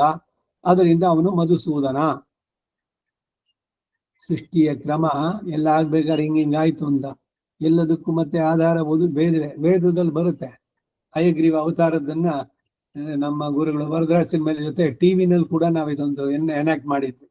4 ಮಕ್ಕಳನ್ನೇ 4 ವೇದಗಳು ಅಂತ ಮಾಡಿ ಎಲ್ಲ ನಡೆಸಿದ್ದವಾಗ. ಸೊ ಇಲ್ಲಿ ಏನ್ ಹೇಳಕ್ ಬಂದ್ರು ಇಲ್ಲಿ ಅಂದ್ರೆ ಈ ತತ್ವಗಳು ಅನ್ನೋದು ಏನು ಅನ್ನೋದಕ್ಕೆ, ಹೇಗೆ ಉಂಟಾಯಿತು, ಚೇತನಗಳು ಯಾವುದು, ಅಚೇತನ ವರ್ಗ ಯಾವುದು, ಪಂಚಭೂತಗಳು, ಪಂಚಭೂತಗಳ ಇಂದ ಪಂಚೀಕೃತವಾಗಿದ್ದು, ಆಮೇಲೆ ಪಂಚ ತನ್ಮಾತ್ರೆಗಳು ಎಲ್ಲ ಒಂದೊಂದಾಗಿ, ಪಂಚ ಇಂದ್ರಿಯಗಳು, ಆ ಇಂದ್ರಿಯಗಳಿಗೆ ಮುಂದೆ ತನ್ಮಾತ್ರೆ ಅಂದ್ರೆ ಈಗ ಕಿವಿ, ಅದರಿಂದ ಕೇಳೋದೇನೋ ಶಬ್ದ, ಕಣ್ಣಿನಿಂದ ನೋಡೋದು ರೂಪ, ಕೈಯಿಂದ ಮುಟ್ಟೋದು ಸ್ಪರ್ಶ, ಶಬ್ದ ಸ್ಪರ್ಶ ರೂಪ ರಸ ಗಂಧ, ಇವುಗಳೆಲ್ಲ ಒಂದೊಂದೇ ಉಂಟಾದವು. ಹೀಗೆ ಒಂದೊಂದನ್ನೇ ಲೆಕ್ಕ ಮಾಡ್ತಾ ಬಂದ್ರೆ 5 ಪಂಚಭೂತಗಳು, 5 ಕರ್ಮೇಂದ್ರಿಯ, 5 ಜ್ಞಾನೇಂದ್ರಿಯ, 15 ಆಯ್ತು. ಮನಸ್ಸೊಂದು 16. ಇದರ ಜೊತೆಗೆ ಕಾಲ ಶುದ್ಧ ಸತ್ವ, ಮೂಲ ಪ್ರಕೃತಿ, ಆಮೇಲೆ ಹೀಗೆ ಒಂದೊಂದೇ ಹೇಳ್ತಾ 25 ತತ್ವಗಳು, 25ನೇದು ಜೀವಾತ್ಮ, 26 ಪರಮಾತ್ಮ, 24 ಎಲ್ಲ ಮಾಡಿದ್ದು. ಇದರದ್ದೇ ವಿವರಗಳೆಲ್ಲ ಮುಂದೆ ಬರುತ್ತೆ ಇದರಲ್ಲಿ. ಅದರ ಕನ್ನಡ ಅವತರಣಿಕೆಯನ್ನ ನೋಡೋಣ ಇವಾಗ. ಶ್ರೀಮತೆ ನಿಗಮಾಂತ ಮಹಾದೇಶಿಕಾಯ ನಮಃ. ಶ್ರೀಮದ್ ವೇದಾಂತ ದೇಶಿಕನ್ ತಿರುವಡಿಗಳೇ ಶರಣಂ. 6ನೆಯ ರಹಸ್ಯ ತತ್ವ ಮಾತೃಕ. ಸದಾಚಾರ್ಯರ ಉಪದೇಶದಿಂದ ಶಾರೀರಿಕ ಶಾಸ್ತ್ರವನ್ನ, ಮೂಲ ಮಂತ್ರಾದಿಗಳನ್ನ ಅಧ್ಯಯನ ಮಾಡಿದ ಸಾತ್ವಿಕರಿಗೆ ಅವಶ್ಯವಾಗಿ ಅರಿಯಬೇಕಾದ ತತ್ವವು ಪರತತ್ವ ಎಂದು ಅವರ ತತ್ವ ಎಂದು 2 ಬಗೆಯಾಗಿದೆ. ಮೊದಲು ಗುರುವಿನ ಉಪದೇಶ ಪಡಿಬೇಕು, ಸರಿಯಾದ ಆಚಾರ್ಯರು ಸಿಗಬೇಕು, ಅವರಿಂದ ಶಾರೀರಿಕ ಮೀಮಾಂಸಾ ಅಥವಾ ಶ್ರೀಭಾಷ್ಯ ಇವುಗಳೆಲ್ಲ ಹೇಳುವುದು, ಅವುಗಳಲ್ಲಿ ತಿಳಿಸಿರೋದು. ಪ್ರಧಾನವಾಗಿ ಏನು ಅಂದ್ರೆ ಪರ ಅವರ ಅಂತ 2 ತತ್ವಗಳು, 2 ರಿಯಾಲಿಟೀಸ್, 2 ಸತ್ಯಗಳು. ಇದನ್ನ ಹೇಳುವಂತ ಪರ ಅಂದ್ರೇನು, ಅವರ ಅಂದ್ರೇನು, ಎರಡನ್ನ ಇವಾಗ ಅದು 2 ಬಗೆಯಾಗಿದೆ ಎಂದು. ಮೊದಲನೇದು ಪರತತ್ವ ಎಂಬುದು ನಾನು ನೆನೆದ ಎಲ್ಲ ಪದಾರ್ಥಗಳಿಗೂ ಮೂಲ ಕಾರಣವಾಗಿ ಸರ್ವ ವಸ್ತುಗಳಲ್ಲಿಯೂ ಶರೀರದೊಡನೆ ಸೇರಿರುವ ಆತ್ಮನಂತೆ ವ್ಯಾಪಕವಾಗಿ ನಂದಾದೀವಿಗೆಯಾಗಿ ಇಷ್ಟೆಂದು ಪರಿಶೀಲಿಸುವುದಕ್ಕೆ ಆಗದ್ದಾಗಿ ತಿಳಿಯಲು ಪರಿಪೂರ್ಣ ಆನಂದ ಸ್ವರೂಪವಾಗಿ ಪರಿಚ್ಛೇದಿಸುವುದಕ್ಕೆ ಆಗದ ಅಮೃತವಾಗಿ. ಪರಿಚ್ಛೇದಿಸೋದು ಅಂದ್ರೆ ಇದು ಚೂರು ಮಾಡೋದು, ಅಪರಿಚ್ಛೇದ್ಯ ಅಂದ್ರೆ ಚೂರು ಮಾಡೋದಕ್ಕೆ ಸಾಧ್ಯ ಇರುವಂತದ್ದು. ಇವೊಂದು ಸ್ವಲ್ಪ ನಮ್ಮ ಆಧುನಿಕ ವಿಜ್ಞಾನಕ್ಕೆ ಬರೋಣ. ಮಾಡರ್ನ್ ಸೈನ್ಸು, ಕೆಮಿಸ್ಟ್ರಿ, ರಸಾಯನಶಾಸ್ತ್ರ, ಅದರಲ್ಲಿ ಈ ಪ್ರಪಂಚದಲ್ಲಿರೋ ಎಲ್ಲ ವಸ್ತುಗಳನ್ನ, ಅದು ಚೇತನವೋ ಅಚೇತನವೋ, ಅದನ್ನ 3 ಭಾಗ ಮಾಡೋದ್ರಲ್ಲಿ ಎಲಿಮೆಂಟ್ಸು, ಕಾಂಪೌಂಡ್ಸು ಅಂಡ್ ಮಿಕ್ಸ್ಚರ್ಸ್ ಅಂತ. ಎಲ್ಲವೂ ಇವುಗಳ ಸಂಯೋಗದಿಂದ ಆಗಿರೋದು. ಮನುಷ್ಯನ ಶರೀರ ಅದೊಂದು ಎಲ್ಲದರ ಸಂಯೋಗ ಆಗಿರುವಂಥದ್ದು. ಅದನ್ನ ಬಿಡಿಸಿ ನೋಡ್ತಾ ಬಂದಾಗ ಈಗ ಎಲಿಮೆಂಟ್ಸು, ಕಾಂಪೌಂಡ್ಸು, ಮಿಕ್ಸ್ಚರ್ಸ್, ಇವಾಗ ವಾಟರ್ ಅನ್ನೋದು H2O, ಹೈಡ್ರೋಜನ್ 2 ಅಂಶ, ಆಕ್ಸಿಜನ್ 1 ಅಂಶ ಸೇರಿ ನೀರಾಯ್ತು ಅಂದ್ರು. ಅದನ್ನ ಬೇರೆ ಮಾಡಿ ಹೈಡ್ರೋಜನ್ ಬೇರೆ, ಆಕ್ಸಿಜನ್ ಬೇರೆ. ಆ ಆಕ್ಸಿಜನ್ ಅನ್ನೋದು ಒಂದು ಎಲಿಮೆಂಟ್, ಅದನ್ನ ಮತ್ತೆ ಒಡೆಯೋಕ್ ಸಾಧ್ಯನಾ? ಹೌದು. ಆ ಆಕ್ಸಿಜನ್ ಆಟಮ್ನ ತಗೊಂಡು ಬಿಡಿಸೋದ್ರಲ್ಲಿ ಪ್ರೋಟಾನು, ನ್ಯೂಟ್ರಾನು ಅವೆಲ್ಲ ಒಂದಕ್ಕೊಂದಕ್ಕೆ ಬಹಳ ಜೋರಾಗಿ ಸುತ್ತಾ ಇರುತ್ತೆ. ಬಾಂಡೇಜ್ ಅಂತ ಅಂದ್ಬಿಟ್ಟದ. ಇದಕ್ಕೆ ಪರಮಾಣುವಾದ ಅಂತ ಹೆಸರು. ಅಟಾಮಿಕ್ ಥಿಯರಿ ಅಂದ್ರೆ ಇದೇನೇನೆ. ಅಂದ್ರೆ ಸೃಷ್ಟಿ ಉಂಟಾಗಿದ್ದು ಈ ಅಟಾಮಿಕ್ ಥಿಯರಿಯಿಂದ, ಬಿಗ್ ಬ್ಯಾಂಗ್ ಥಿಯರಿ ಅಂತ ಹೇಳುದು ಅಷ್ಟೇ. ಸೂರ್ಯನಲ್ಲಿ ಒಂದು ಆಸ್ಫೋಟ ಆಗಿ ಒಂದು ಮಾಸ್ ದ್ರವ್ಯ ಒಂದಷ್ಟು ಅವನಿಂದ ಸಿಡಿದು ಹೊರಗಡೆ ಬಂದು ಸುತ್ತುತ್ತಾ ಇತ್ತು. ಆ ಸುತ್ತುತ್ತಾ ಇದ್ದಾಗ ಹಾಗೆ ತಂಪಾಯ್ತು, ಆಮೇಲೆ ಅದರಲ್ಲಿ ನೀರುಂಟಾಯ್ತು, ಆ ನೀರಿನಲ್ಲಿ ಒಂದು ಏಕ ಜೀವಕೋಶಗಳು, ಯೂನಿಸೆಲ್ಯುಲಾರ್ ಆರ್ಗನಿಸಮ್ಸ್, ಅವುಗಳು ಉಂಟಾಯ್ತು. ಹೀಗೆಲ್ಲ ಬರುತ್ತೆ. ಇದೆಲ್ಲ ಬರೀ ಹೈಪೋಥೆಸಿಸ್ ಅಂದ, ಎಲ್ಲ ಊಹಾಪೋಹಗಳು. ಈಗ ನಮ್ದನ್ನೆಲ್ಲ ಹೇಗೆ ಈ ಎಲ್ಲ ಬೇರೆಯವರು ಇವರೆಲ್ಲ ಅಥವಾ ವೈಜ್ಞಾನಿಕರು ಇದಕ್ಕೆಲ್ಲ ಏನು ಸುಮ್ಮನೆ ಏನೋ ಇವಾಗ ಪುರಾಣ ಹೇಳ್ತು ಅಂತಾರೆ ಅಂತ. ಅವ್ರು ಹೇಳಿದ್ದು ಪುರಾಣ ತರಾನೇ ಅಲ್ಲದೆ ಇನ್ನೇನು ಎಲ್ಲರೂ ಆಧಾರ ಇದೆಯಾ? ಎಲ್ಲಿ, ಯಾವಾಗ, ಯಾವ ವರ್ಷದಲ್ಲಿ ಅಥವಾ ಯಾವ ಕಲ್ಪದಲ್ಲಿ ಈ ಬಿಗ್ ಬ್ಯಾಂಗ್ ಥಿಯರಿ ಆಗಿದ್ದು, ಸ್ಫೋಟ ಉಂಟಾಗಿದ್ದು, ಅಸ್ಫೋಟವಾದ? ಬರೀ ಹೈಪೋಥೆಸಿಸ್ ಅಂದ್ರೆ ಸುಮ್ಮನೆ ಒಂದು ಅನಿಸಿಕೆ, ಯಾರಿಗೋ ಏನೋ ಅನ್ನಿಸ್ತು, ನನಗನ್ನಿಸ್ತು ನಾನು ಬರ್ದೆ ಅಂತನಲ್ವೇ, ಅದೇ ಹೈಪೋಥೆಸಿಸ್ ಅಂದ್ರೂ ಇದೇನೆ. ಇದೆಲ್ಲ ಆಧಾರವಾಗುವುದಿಲ್ಲ. ಈಗ ಸೃಷ್ಟಿಗೆ ಜಗತ್ತಿಗೆ ಒಬ್ಬ ಕಾರಣಕರ್ತ, ಯಾಕೆಂದ್ರೆ ಕಾರ್ಯ ಇದ್ದ ಮೇಲೆ ಕಾರಣ ಒಬ್ಬ ಇರಬೇಕಲ್ಲ, ಮೂಲ. ಈಗ ಒಂದು ದ್ರವ್ಯ ಇದೆ ಅಂದ್ರೆ ಅದಕ್ಕೆ ಮೂಲ ಎಲ್ಲಿ, ಉಗಮ ಎಲ್ಲಿ? ಅದನ್ನೇನೆ ಹೇಳಿದ್ರು, ಇದಕ್ಕೆ ಎಲ್ಲ ಕಾರಣನಾದವನು ಯಾರು, ಅವನನ್ನ ತಿಳಿ, ಅವನ ಬಗ್ಗೆ ವಿಚಾರಿಸು, ಕಾರಣಂತೂ ಧ್ಯೇಯ. ಹೀಗೆ ಉಪನಿಷತ್ತುಗಳು ಹೇಳುತ್ತೆ. ಇದನ್ನೆಲ್ಲ ಮಾಡಿದವನು ಯಾರು? ಕಸ್ಮೈ ದೇವಾಯ ಹವಿಷಾ ವಿಧೇಮ. ಯಾರಿಗೆ ಹವಿಸನ್ನು ಇಡೋದು? ಯಾರು ಇದನ್ನೆಲ್ಲ ಉಂಟು ಮಾಡದ್ನೋ? ಯಾರು ಇದನ್ನೆಲ್ಲ ನಿಯಂತ್ರಿಸ್ತಾನೋ? ಯಾರು ಇದಕ್ಕೆ ರಕ್ಷಕನಾಗಿದ್ದಾನೋ? ಆ ಒಂದು ಕೈ ಅದ್ಯಾರದು? ಅವನ ಬಗ್ಗೆ ಚಿಂತನೆ ಮಾಡು, ಹೀಗೆಲ್ಲ ಬರುವಂತಹದ್ದು. ಸೊ ಇಲ್ಲಿ ಸಂಪ್ರದಾಯಬದ್ಧವಾಗಿ ಸೃಷ್ಟಿ ಅನ್ನೋದು ಹೆಂಗುಂಟಾಯ್ತು, ಅದರಲ್ಲಿ ಎಷ್ಟು ತತ್ವಗಳು, ಇವುಗಳನ್ನೆಲ್ಲ ತಿಳಿಸುವಂತಹದ್ದು ಇದು ತತ್ವ ಮಾತ್ರಕ. ಈಗ ಪರತತ್ವ ಅನ್ನೋದೇನು? ನಾನು ಅನ್ನೋದು ಎಲ್ಲ ಪದಾರ್ಥಗಳಿಗೂ ಮೂಲ ಕಾರಣವಾಗಿ, ನಾನು ಏನೇನು ಅನ್ಕೊಳ್ತೀನೋ ಎಲ್ಲದಕ್ಕೂ ಮೂಲ ಕಾರಣವಾಗಿ, ಸರ್ವ ವಸ್ತುಗಳಲ್ಲಿಯೂ ಶರೀರದೊಡನೆ ಸೇರಿರುವ ಆತ್ಮನಂತೆ ವ್ಯಾಪಕವಾಗಿ. ಈಗ ಒಬ್ಬ ಓಡಾಡ್ತಾ ಇದ್ದಾನೆ, ಅವನು ಮನುಷ್ಯನೋ, ದೇವನೋ, ಪ್ರಾಣಿಯೋ, ಕ್ರಿಮಿಯೋ, ಅದು ಚಲನೆ ಇದೆಯಲ್ಲ, ಜೀವ ಇದೆಯಲ್ಲ, ಅದರಲ್ಲಿ ಆ ಜೀವಕ್ಕೆ ಒಂದು ಶರೀರ ಅಂತಿದೆ. ಶರೀರವೇ ಜೀವವ? ಶರೀರವೇ ದೇಹನ? ಶರೀರವೇ ಆತ್ಮವ ಅಂತಂದ್ರೆ ಅಲ್ಲ. ಆತ್ಮಕ್ಕೆ ಇದು ಒಳಪಟ್ಟಿದ್ದು, ಶರೀರ ಬೇರೆ. ಇದೇ ಬೇರೆ ಅಂತ ಹೇಳ್ತೀರಿ? ಶರೀರವೇ ನಾನೇ ಬ್ರಹ್ಮ ಇವರೆಲ್ಲ ಹೇಳ್ಬೇಕಾದ್ರೆ ಇತರ ಧರ್ಮಗಳಲ್ಲಿ ಇದ್ರೆ. ಈಗ ನಾನು ಅನ್ನೋದು ಯಾರು ತೋರಿಸಿ ಎಲ್ಲರೂ? ನನ್ನ ವಾಚು, ನನ್ನ ತಲೆ, ನನ್ನ ಕನ್ನಡಕ, ಹೀಗೆ ನಂದು ಅಂತ ಹೇಳ್ಬೋದೇ ಹೊರತು ಆ ನಾನು, ಇದು ನಾನು ಅಂತ ತೋರಿಸಿ. ಆ ನಾನು ಅನ್ನೋದು ತೋರ್ಸಕ್ಕಾಗಲ್ಲ, ಅದು ಸ್ವಯಂ ವೇದ್ಯ. ಈಗ ಮಾತಾಡ್ತಾ ಇದೆಯಲ್ಲ, ಈ ನಾನು ಅಂತ ಹೇಳಿದ್ದು ಅದು ಆತ್ಮ. ಆ ಆತ್ಮ ಎಲ್ಲಿದೆ? ಅದು ಈ ಶರೀರದ ಒಳಗಡೆ ಇದೆ. ಯಾರು ಹೇಳಿದ್ರು? ವೇದ ಹೇಳ್ತು. ಶ್ರುತಿ ಈಗ ಗಮ್ಯ. ಆತ್ಮದ ಬಗ್ಗೆ ಅಷ್ಟೇ, ಜೀವಾತ್ಮನ ಬಗ್ಗೆ ಹೇಳ್ಬೇಕಾದ್ರೂ ಶ್ರುತಿಗಳೇನೆ ಕಾರಣ.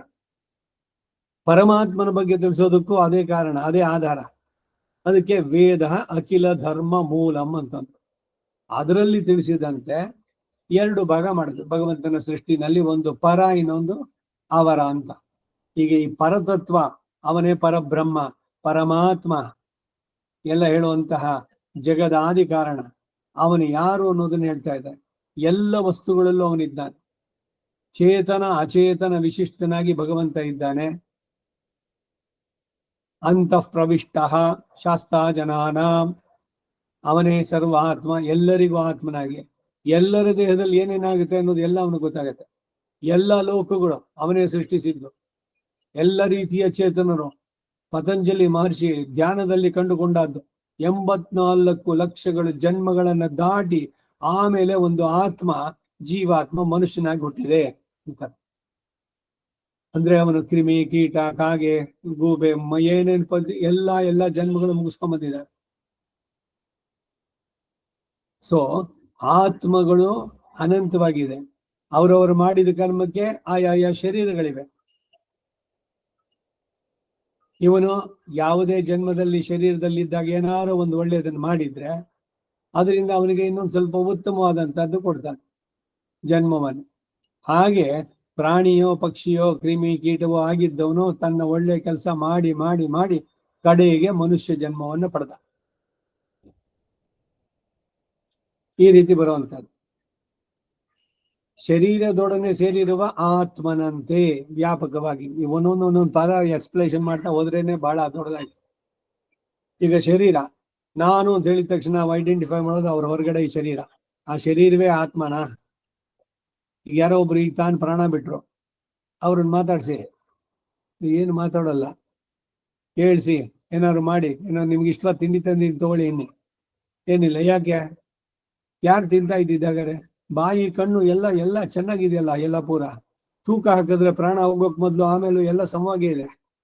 ಹಾಗಾದ್ರೆ ಇದ್ದಿದ್ಯಾರೋ, ಮಾತಾಡ್ತಾ ಇದ್ದಿದ್ಯಾರೋ, ನಾ ತಿಂತೀನಿ ನಾ ತಿನ್ನೋಲ್ಲ ಅಂತ ಹೇಳಿದವನು ಯಾರು? ಆ ಒಳಗಡೆ ಇದ್ನಲ್ಲ ಆ ನಾನು, ಅವನಿಲ್ಲ ಇವಾಗ, ಅವನೇ ಆತ್ಮ. ಇಲ್ಲಿ ತನಕ ಆ 80 ವರ್ಷನೋ 90 ವರ್ಷನೋ ಎಷ್ಟು ವರ್ಷ ಬದುಕಿತ್ತು ಆ ಶರೀರ, ಅದ್ರ ಒಳಗಡೆ ಇದ್ದು ಅದನ್ನ ರಕ್ಷಣೆ ಮಾಡಿದವನು ಯಾರು? ಇದನ್ನ ಎಲ್ಲ ವಿಚಾರ ಮಾಡ್ಬೇಕಾದ್ರೆ ಇದು ನಂದು ಅಂತ ಹೇಳುದು. ಈ ಶರೀರ ನಂದ? ತತ್ವತಃ ಏನ್ ಹೇಳೋದು ಅಂದ್ರೆ, ಶರೀರ ಭಗವಂತ ಮಾಡಿದ್ದು, ನಮಗ್ ಕೊಟ್ಟಿದ್ದು. ಈ ಶರೀರ ಯಾವ್ದಕ್ಕೆ ಸೇರಿದ್ದು? ಪ್ರಕೃತಿಗೆ ಸೇರಿದ್ದು. ಪಂಚಭೂತಗಳಿಂದ ಪಂಚೀಕರಣದಿಂದ ಉಂಟಾದದ್ದು ಶರೀರ. ಪಂಚಭೂತಗಳಿಂದ ಪೃಥ್ವಿ, ಭೂಮಿಯ ಅಂಶ ಒಂದಷ್ಟು, ಅಪ್ ನೀರು, ತೇಜಸ್ಸು ಅಗ್ನಿ, ವಾಯು ಆಕಾಶ, ಇವೆಲ್ಲದರ ಸಮ್ಮಿಶ್ರಣದಿಂದ ಉಂಟಾಗಿದ್ದು ಶರೀರ. ಈ ಉಂಟು ಮಾಡಿದ್ದು ಶರೀರ ಭಗವಂತ. ಈ ಶರೀರವನ್ನು ಉಂಟು ಮಾಡಿದ್ದೆಲ್ಲಿ ಅಂದ್ರೆ, ಹೆಣ್ಣಿನ ಉದರದಲ್ಲಿ ಭಗವಂತನೇ ಉಂಟು ಮಾಡ್ದ. ಪುರುಷ ಸ್ತ್ರೀಯರು ಬರೀ ಒಂದು ವ್ಯಾಜ ಅಷ್ಟೇ. ಇವನ ಶರೀರಕ್ಕೆ ಅವರು ಬರೀ ಒಂದು ಇನ್ಸ್ಟ್ರೂಮೆಂಟಲ್ ಕಾಸ್ ಅಷ್ಟೇ. ಇವೆಲ್ಲ ಅನೇಕ ಬಾರಿ ಹಿಂದೆನೂ ಹೇಳಿದೆ. ಈಗ ಪುರುಷ ಸ್ತ್ರೀ ಇಬ್ಬರು ಇದ್ದಾರೆ, ಗಂಡ ಹೆಂಡ್ತಿರು, ಅವರು ಸಂಭೋಗಿಸಿದಾಗಲೆಲ್ಲ ಮಕ್ಕಳು ಹುಟ್ಟುತ್ತಾರ? ನಾನು ಮನಸ್ಸು ಮಾಡಿದ್ರೆ ಎಷ್ಟು ಜನ ಮಕ್ಕಳನ್ನು ಮಾಡ್ಕೋಬಾಳೆ, ಅದ್ ನಿಮ್ ಕೈನಲ್ಲಿ ಇದೆಯಾ? ಎಲ್ಲ ಬರೀ ಉಡಾಫಿ, ಯಾರು ಗೊತ್ತಾಗಲ್ಲೋ ಅವ್ರಿಗೆ ಹೇಳ್ಬೇಕಷ್ಟೆ. ಯಾರೋ ಎಷ್ಟೋ ವರ್ಷಗಳಾಗಿದೆ, 15 ವರ್ಷ 20 ವರ್ಷ ಮಕ್ಕಳಾಗಿಲ್ಲ. ಏನು ಎಲ್ಲರಂತೆ ಇವ್ರಿಗೂ ಇದೆ, ಇಂದ್ರಿಯಗಳಿದೆ, ಇವರು ಭೋಗಿಸ್ತಾರೆ, ಎಲ್ಲ ಮಾಡ್ತಾರೆ, ಮತ್ ಮಕ್ಳು ಯಾಕಾಗೋಲ್ಲ? ಎಲ್ಲ ನಮ್ಮ ಸಂಕಲ್ಪದಲ್ಲೋ ಅಥವಾ ನಮ್ಮಲ್ಲಿ ಇದೆಯೋ ಆ ಶಕ್ತಿ? ಇವೆಲ್ಲ ವಿಚಾರ ಮಾಡ್ಬೇಕಂತ. ಸೊ ಭಗವಂತನಿಂದ ಈಗ ಜಾತಕರ್ಮದಲ್ಲಿ ಅಂಗಾದ್ ಸಂಭವಸಿ ಹೃದಯ ಅದದಿ ಜಾಯಸೆ ಆತ್ಮಾವಯಿ ಪುತ್ರ ನಾಮಾಸಿ ಸಜೀವ ಶರದ ಶತಂ. ನಮ್ಮಿಬ್ಬರ ಅಂಗದ ಸಂಗಮದಿಂದ ಉಂಟಾದೆ ನೀನು. ಈ ಶರೀರವನ್ನು ಮಾಡಿದವನು ಭಗವಂತ. ನನ್ನ ಆತ್ಮವೇ ಪತಿಯೇ ಮಗನಾಗಿ ಹುಟ್ಟಿದ ಪತ್ನಿಯ ಉದರದಲ್ಲಿ ಅಂತ ಹೇಳೋದು. ಆತ್ಮಾವಯಿ ಪುತ್ರನಾಮಾಸಿ ಜಾತಕರ್ಮದಲ್ಲಿ ಬರೋ ಮಂತ್ರ ಇದು. ಸೊ ಶರೀರ ಮೊದಲು ಗರ್ಭಕೋಶದಲ್ಲಿ ಉಂಟು ಮಾಡಿದವನು ಭಗವಂತ. ಆಮೇಲೆ ಅದರಲ್ಲಿ ಅವಳು ಮಾಡಿದ ಕರ್ಮಕ್ಕೆ ಸರಿಯಾಗಿ ಆ ಆತ್ಮ ಯಾವುದೋ ಸುಕೃತ ವಿಶೇಷ ಮಾಡಿತ್ತೋ ಅದನ್ನ ಇದರಲ್ಲಿ ಹೋಗಿಸಿದ ಆ ಶರೀರದೊಳಗೆ ಭಗವಂತ. ಅನೇನ ಆತ್ಮನ ಅನುಪ್ರವಿಶ್ಯ ನಾಮರೂಪೇ ವ್ಯಾಕರವಾಣಿ. ಆಮೇಲೆ ಅವನು 9 ತಿಂಗಳು ಗರ್ಭದಲ್ಲಿ ಬೆಳೆದು ಆಮೇಲೆ ಭೂಮಿಗೆ ಬಂದ. ಪ್ರಸವ, ಇದು ಪ್ರಸೂತಿಗ ವಾಯು, ಅದರಿಂದ ಆಗಿ ಅವರು ಅದಕ್ಕೇನೆ ಉಂಗಳ್ ಮುತ್ತಿರ ಪಿಳ್ಳೆಯೈ ನಂಬಿ ಪಿಂಬಿ ಎಂದ್ರಂತ ನಮ್ಮಾಳ್ವಾರು ಪೆರಿಯಾಳ್ವಾರು ಹೇಳ್ಬೇಕಾದ್ರು. ಮುತ್ತಿರ ಪಿಳ್ಳಿಯೈ ಅಂತ. ಇಷ್ಟು ವಿಚಿತ್ರ ನೋಡಿ. ಮಲಮೂತ್ರ ಹೋಗುವಂತ ದ್ವಾರಗಳು ಅಸಖ್ಯವಾದ ತಾನೆ. ಅದರಿಂದ ಜನನ ಯೋನಿಜರು ಅಂತ ಅದಕ್ಕೆ ಹೆಸರು. ದೇವತೆಗಳು ಅಯೋನಿಜರು, ಅವರು ಯೋನಿಗಳಿಂದ ಹುಟ್ಟಿದವರಲ್ಲ, ಭಗವಂತನ ಸಂಕಲ್ಪ ಅಲ್ಲಿ ಅವ್ರ ಸೃಷ್ಟಿ, ಅದು ಬೇರೆ. ಹೀಗೆ ಶರೀರವನ್ನು ಪಡೆದ ಮೇಲೆ ಆ ಶರೀರವೇ ನಾನು ಅನ್ನೋ ಭ್ರಮೆ ಉಂಟಾಗತ್ತೆ. ಹುಟ್ಟಿದ ತಕ್ಷಣ ಮಗು ಅಳುತ್ತೆ. ಯಾಕೆ ಅಳುತ್ತು ಅಂತಂದ್ರೆ ಅವನು ತನ್ನ ಆತ್ಮಜ್ಞಾನವನ್ನು ಕಳ್ಕೊಂಡ ಅಂತ ಜೋರಾಗಿ ತಿರ್ಚೋದು. ಹುಟ್ಟಿದ ತಕ್ಷಣ ಮಗು ಅಳದೆ ಇದ್ರೆ ಇವ್ರು ಏನಾದ್ರು ತಲೆ ಕೆಳಗೆ ಮಾಡಿ ಏನಾದ್ರು ಮಾಡಿ ಅದನ್ನ ಎಲ್ಲಿ ಆ ಜ್ಞಾನದಿಂದ ಇದ್ ಬಿಡ್ತಾರ, ನಮ್ಮಾಳ್ವಾರಾಗ್ಬಿಟ್ರೆ. ಅದಕ್ಕಾಗಿ ಅದನ್ನ ಅಳಿಸೋದು. ಅಳಿಸಿದ ತಕ್ಷಣ ಏನೋ ಶರೀರವೇ ನಾನು ಅಂತ ಜೋರಾಗಿ ಕಿರಿಸಿದು. ನೋಡ್ತಾ ಇರುತ್ತೆ, ಮಾತಾಡಕ್ ಬರೋಲ್ಲ, ಏನೂ ಬರೋಲ್ಲ. ಆದ್ರೆ ದೀಪ ತಗೊಂಡ್ರೆ ಆ ದೀಪದಿಂದನೇ ಹೋಗುತ್ತೆ. ನಾನು ನೋಡ್ತಾ ಇದ್ದೆ ಪರಮಾತ್ಮನ ಗರ್ಭದಲ್ಲಿ ಇದ್ದಾಗ. ಅದಕ್ಕಾಗಿ ಬೆಳಕು ಒಂದಿದ ತಕ್ಷಣ ಅದ್ರ ಕಣ್ಣು ಆ ಕಡೆ ತಿರುಗುತ್ತೆ, ಮಾತಾಡಕ್ ಬರೋಲ್ಲ. ಯಾವ ಸ್ಥಿತಿ ಅದು? ಪೂರ ಪರತಂತ್ರ. ಏನದು ಗಸವಾಗಿದ್ಯೋ ಇಲ್ಲ ಅಜೀರ್ಣವಾಗಿದ್ಯೋ? ತಾಯಿ ಅಯ್ಯೋ ಅದಕ್ಕೆ ಚಳಿ ಆಗಿದೆ, ಮೊದ್ಲೇ ಜ್ವರ, ಶಾಖ ಜಾಸ್ತಿ ಇದೆ, ಇನ್ನೊಂದಷ್ಟು ರಗ್ಗು ಅದನ್ನೆಲ್ಲ ಪೂರ ಹಾಕ್ಬಿಡೋದು. ಅದಕ್ಕೆ ಏನಾಗ್ಬೇಕು ಒಳಗಡೆ? ಹೀಗೆ ಎಂತಹ ಪೂರ ಪರಾವಲಂಬದ ಸ್ಥಿತಿ, ಮಗುವಿನ ಸ್ಥಿತಿ, ಗರ್ಭಸ್ಥ ಶಿಶುವಿನ ಪ್ರಾರ್ಥನೆ ನೀವು ಕೇಳಬೇಕು ಭಾಗವತದಲ್ಲಿ. ಗರ್ಭದಲ್ಲಿ ಇದ್ದಾಗ ತುಡಿತಾ ಇರುತ್ತದು, ಮೂಮೆಂಟ್ಸು ಇದನ್ನೆಲ್ಲ ಇವರು ರೆಕಾರ್ಡ್ ಮಾಡ್ತಾರಲ್ಲ. ಏನು ತುಡಿತಾ ಇರೋದು ಅಂದ್ರೆ ಆ ಸ್ಮಾಲ್ ಸ್ಪೇಸ್ ನಲ್ಲಿ ಕೈ ಕಾಲು ಎಲ್ಲದನ್ನು ಮುಗಿಸ್ಕೊಂಡು ಗರ್ಭದಲ್ಲಿ ಕೂತಿರುವಂತಹದ್ದು. ವಿಣ್ಮೂತ್ರ ಮೇಧ್ಯ ಮಧ್ಯೆ, ಆ ಜಲದ ಮಧ್ಯದಲ್ಲಿ ಈ ತಾಯಿಗೇನೋ ಖಾರನೋ ಹುಳಿನೋ ಇಷ್ಟವಾಯ್ತು ಅಂತ ತಿಂದ್ರೆ ಅದರಿಂದ ಅದಕ್ಕೆ ಶರೀರಕ್ಕೂ ಹಿಂಸೆ, ಅವೆಲ್ಲ ಅನುಭವಿಸ್ಕೊಂಡು ಮಾತಾಡೋಕಾಗದೆ ಆ ಸ್ಥಿತಿ ನೋಡಿ ಎಷ್ಟು ಕಷ್ಟಪಟ್ಟೆ ನಾನು ಅಂತ. ಆದೌ ಕರ್ಮ ಪ್ರಸಂಗಾತ್ ಕ್ವಥಯತಿ ನಿತರಂ ಮಾತೃಕುಕ್ಷೌ ಸ್ಥಿತಮ್ಮ ವಿಣ್ಮೂತ್ರ ಮೇಧ್ಯ ಮಧ್ಯೆ ಕ್ವಥಯತಿ ಜಠರಾಂ ಜಾತರೋ ಜಾತವೇದಾಹ ಕ್ಷಂತವ್ಯೋ ಮೇ ಅಪರಾಧಃ ಶಿವ ಶಿವ ಶಿವ ಭೋ ಶ್ರೀ ಮಹಾದೇವ ಶಂಭೋ ಅಂತ ಶಿವಾಪರಾಧ ಕ್ಷಮಾಪಣ ಸ್ತೋತ್ರದಲ್ಲಿ ಗರ್ಭಾವಾಸದ ದುಃಖವನ್ನ ಆ ಒಂದು ಚೇತನ ಎಷ್ಟು ತೀವ್ರವಾಗಿ ಹೇಳುತ್ತೆ ಅನ್ನೋದನ್ನು ವರ್ಣನೆ ಮಾಡ್ತಾರೆ ಶಂಕರಾಚಾರ್ಯರು. ಅದಕ್ಕೆ ಎಲ್ರು ಹೇಳೋದೇನು, ಈ ಗರ್ಭಾವಾಸದಲ್ಲಿ ದುಃಖ ಇದೆ, ಮತ್ತೆ ಇನ್ನೊಂದು ಸಲಿ ಆ ಪಿರವು ಮರುಜನ್ಮ ಬೇಡ ಅಂತ ಕೇಳುವಂತ. ಆ ಮರುಜನ್ಮ ಬೇಡ ಅಂತ ಅನ್ಬೇಕಾದ್ರೆ ಭಗವಂತನ ಬಗ್ಗೆ ತತ್ವಜ್ಞಾನ ಇರಬೇಕು. ಆ ತತ್ವಜ್ಞಾನ ತಿಳಿಸೋದು ಇಲ್ಲಿ ತತ್ವ ಮಾತ್ರಕ. ಇದೇ ತತ್ವ. ಏನ್ ತತ್ವ ಅಂದ್ರೆ ಭಗವಂತ, ಅವನಿಂದ ಉಂಟಾಗಿದ್ದೆಲ್ಲ ಏನೇನೋ, ಚೇತನ ಯಾವುದು, ಅಚೇತನ ಯಾವುದು, ಅಚೇತನದಲ್ಲಿ ಎಷ್ಟು ಬಗೆ, ಅವರೆಲ್ಲ ಯಾಕೆ ಹಾಗಾಗಿದ್ದಾರೆ, ಆ ನಿತ್ಯರು ಯಾರು, ಮುಕ್ತರು ಯಾರು, ಬದ್ಧರು ಯಾರು, ಈ ಬದ್ಧರು ಅಂದ್ರೆ ಸಂಸಾರದಲ್ಲಿ ಸುತ್ತಾ ಇರ್ತಾರಲ್ಲ, ಇವರು ಅದನ್ನು ಬಿಡಿಸ್ಕೊಳ್ಳೋ ಬಗೆ ಹೇಗೆ, ಈ ಸಾವು ಅಂದ್ರೇನು, ಹುಟ್ಟು ಅಂದ್ರೇನು, ಇಲ್ಲಿದ್ದಾಗ ಏನ್ ಮಾಡ್ಬೇಕು, ಎಲ್ಲ ಪ್ರಶ್ನೆಗಳಿಗೂ ಸಮಂಜಸವಾದ ಉತ್ತರವನ್ನ ವೇದ ಕೊಡುತ್ತೆ. ಅದರಿಂದ ತಿಳಿಬೇಕಾದದ್ದೆಲ್ಲ ನಾವು. ಹಾಗೆ ಎಲ್ಲ ವಸ್ತುಗಳೇ ಮೂಲ ಕಾರಣವಾಗಿ ಸರ್ವ ವಸ್ತುಗಳಲ್ಲಿಯೂ ಶರೀರದೊಡನೆ ಸೇರಿರುವ ಆತ್ಮನಂತೆ ವ್ಯಾಪಕವಾಗಿ ಪ್ರತಿಯೊಬ್ಬರಲ್ಲೂ ಅಂತಃ ಪ್ರವಿಷ್ಟ ಶಾಸ್ತ್ರ ಜನಾನಾಂ ಸರ್ವಾತ್ಮ, ಎಲ್ಲರಿಗೂ ಆತ್ಮನಾಗಿ ಇರುವಂತ ಭಗವಂತ ಹಾಗೆ ವ್ಯಾಪಕನಾಗಿ ನಂದಾದೀವಿಗೆಯಾಗಿ ಇಷ್ಟೆಂದು ಪರಿಶೀಲಿಸುವುದಕ್ಕೆ ಆಗದ್ದಾಗಿ ಭಗವಂತ ಅವನ ಸ್ವರೂಪ ಹೇಗೆ, ಅವನ ಗುಣಗಳೇನು, ಅವನ ಶಕ್ತಿ ಸಾಮರ್ಥ್ಯಗಳೇನು, ಅದು ಇಷ್ಟು ಅಂತ ಏನಾದ್ರು ಹೇಳಲಿಕ್ಕಾಗತ್ತಾ? ಎಲ್ಲವೂ ಅನಂತವಾದದ್ದು. ತಿಳಿಯಲು ಪರಿಪೂರ್ಣ ಆನಂದ ಸ್ವರೂಪವಾಗಿ ಅವನು ಆನಂದದ ಸಾಕಾರ ರೂಪಿ ಭಗವಂತ. ಯಾವ ದೋಷವೂ ಅವನ ಹತ್ರ ಒಂದು ಸ್ವಲ್ಪನಾದ್ರೂ ಬರುವುದಕ್ಕೆ ಸಾಧ್ಯವೇ ಇಲ್ಲ. ಎಲ್ಲದರಿಂದ ದೂರವಾಗಿರೋನು, ಎಲ್ಲ ದೋಷಗಳಿಂದ ದೂರ ಆದವನು. ಕುರೈವನ್ನು ಇಲ್ಲಾದ ಗೋವಿಂದ ಅಂತಾರೆ. ಅಖಿಲ ಹೇಯ ಪ್ರತ್ಯನೀಕನಾಯ್, ಸಕಲ ಕಲ್ಯಾಣ ಗುಣ ವಿಶಿಷ್ಟನಾಯ್. ದಿವ್ಯವಾದ ಗುಣಗಳಿದೆ, ದಿವ್ಯವಾದಂತಹ ಶರೀರ ಇದೆ, ದಿವ್ಯವಾದ ಆಕಾರ ಇದೆ. ನಮ್ಮಂತೆ ಭಗವಂತನ ಶರೀರ ವಯಸ್ಸಾಗಿ ತಲೆ ಬಾಗ್ತು, ಕಣ್ಕೆ ಇದಾಗಲ್ಲ, ಇಲ್ಲ ಬಿಳಿ ಕೂದಲೆಲ್ಲ ಬೆಳಗಾಯ್ತು, ಈ ತರದಲ್ಲಿ ಏನೂ ಆಗೋಲ್ಲ. ಎಂದೆಂದಿಗೂ ಚಿರ ಯೌವನ ಭಗವಂತಂದು. ಆ ಶರೀರಕ್ಕೆ ವಾರ್ಧಕ್ಯ ಅನ್ನೋದೇ ಇಲ್ಲ.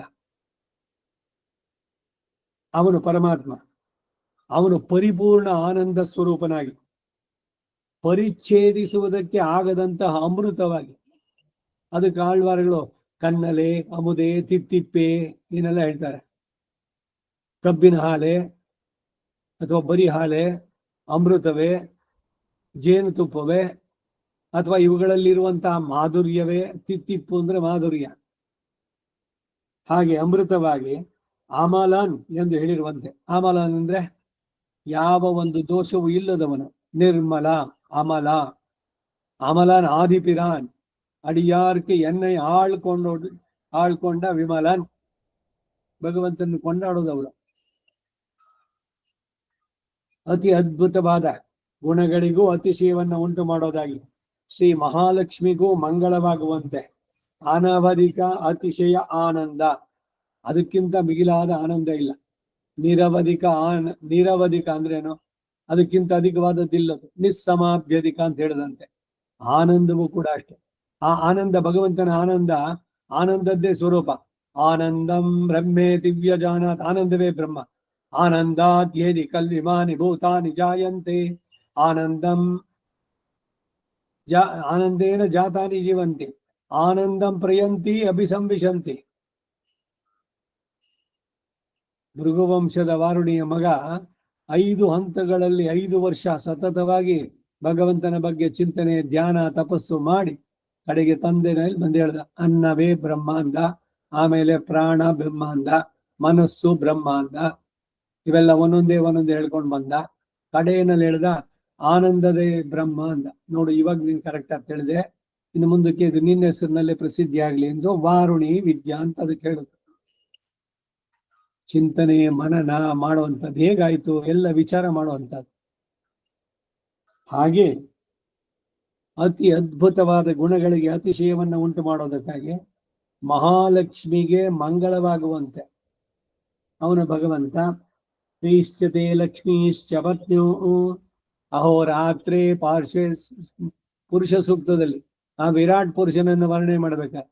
ಶ್ರೀದೇವಿ, ಭೂದೇವಿ, ನೀಲಾದೇವಿಯರು ಪತ್ನಿ ಇದ್ದಾರೆ, ಅವರಿಗೂ ಮಂಗಳ.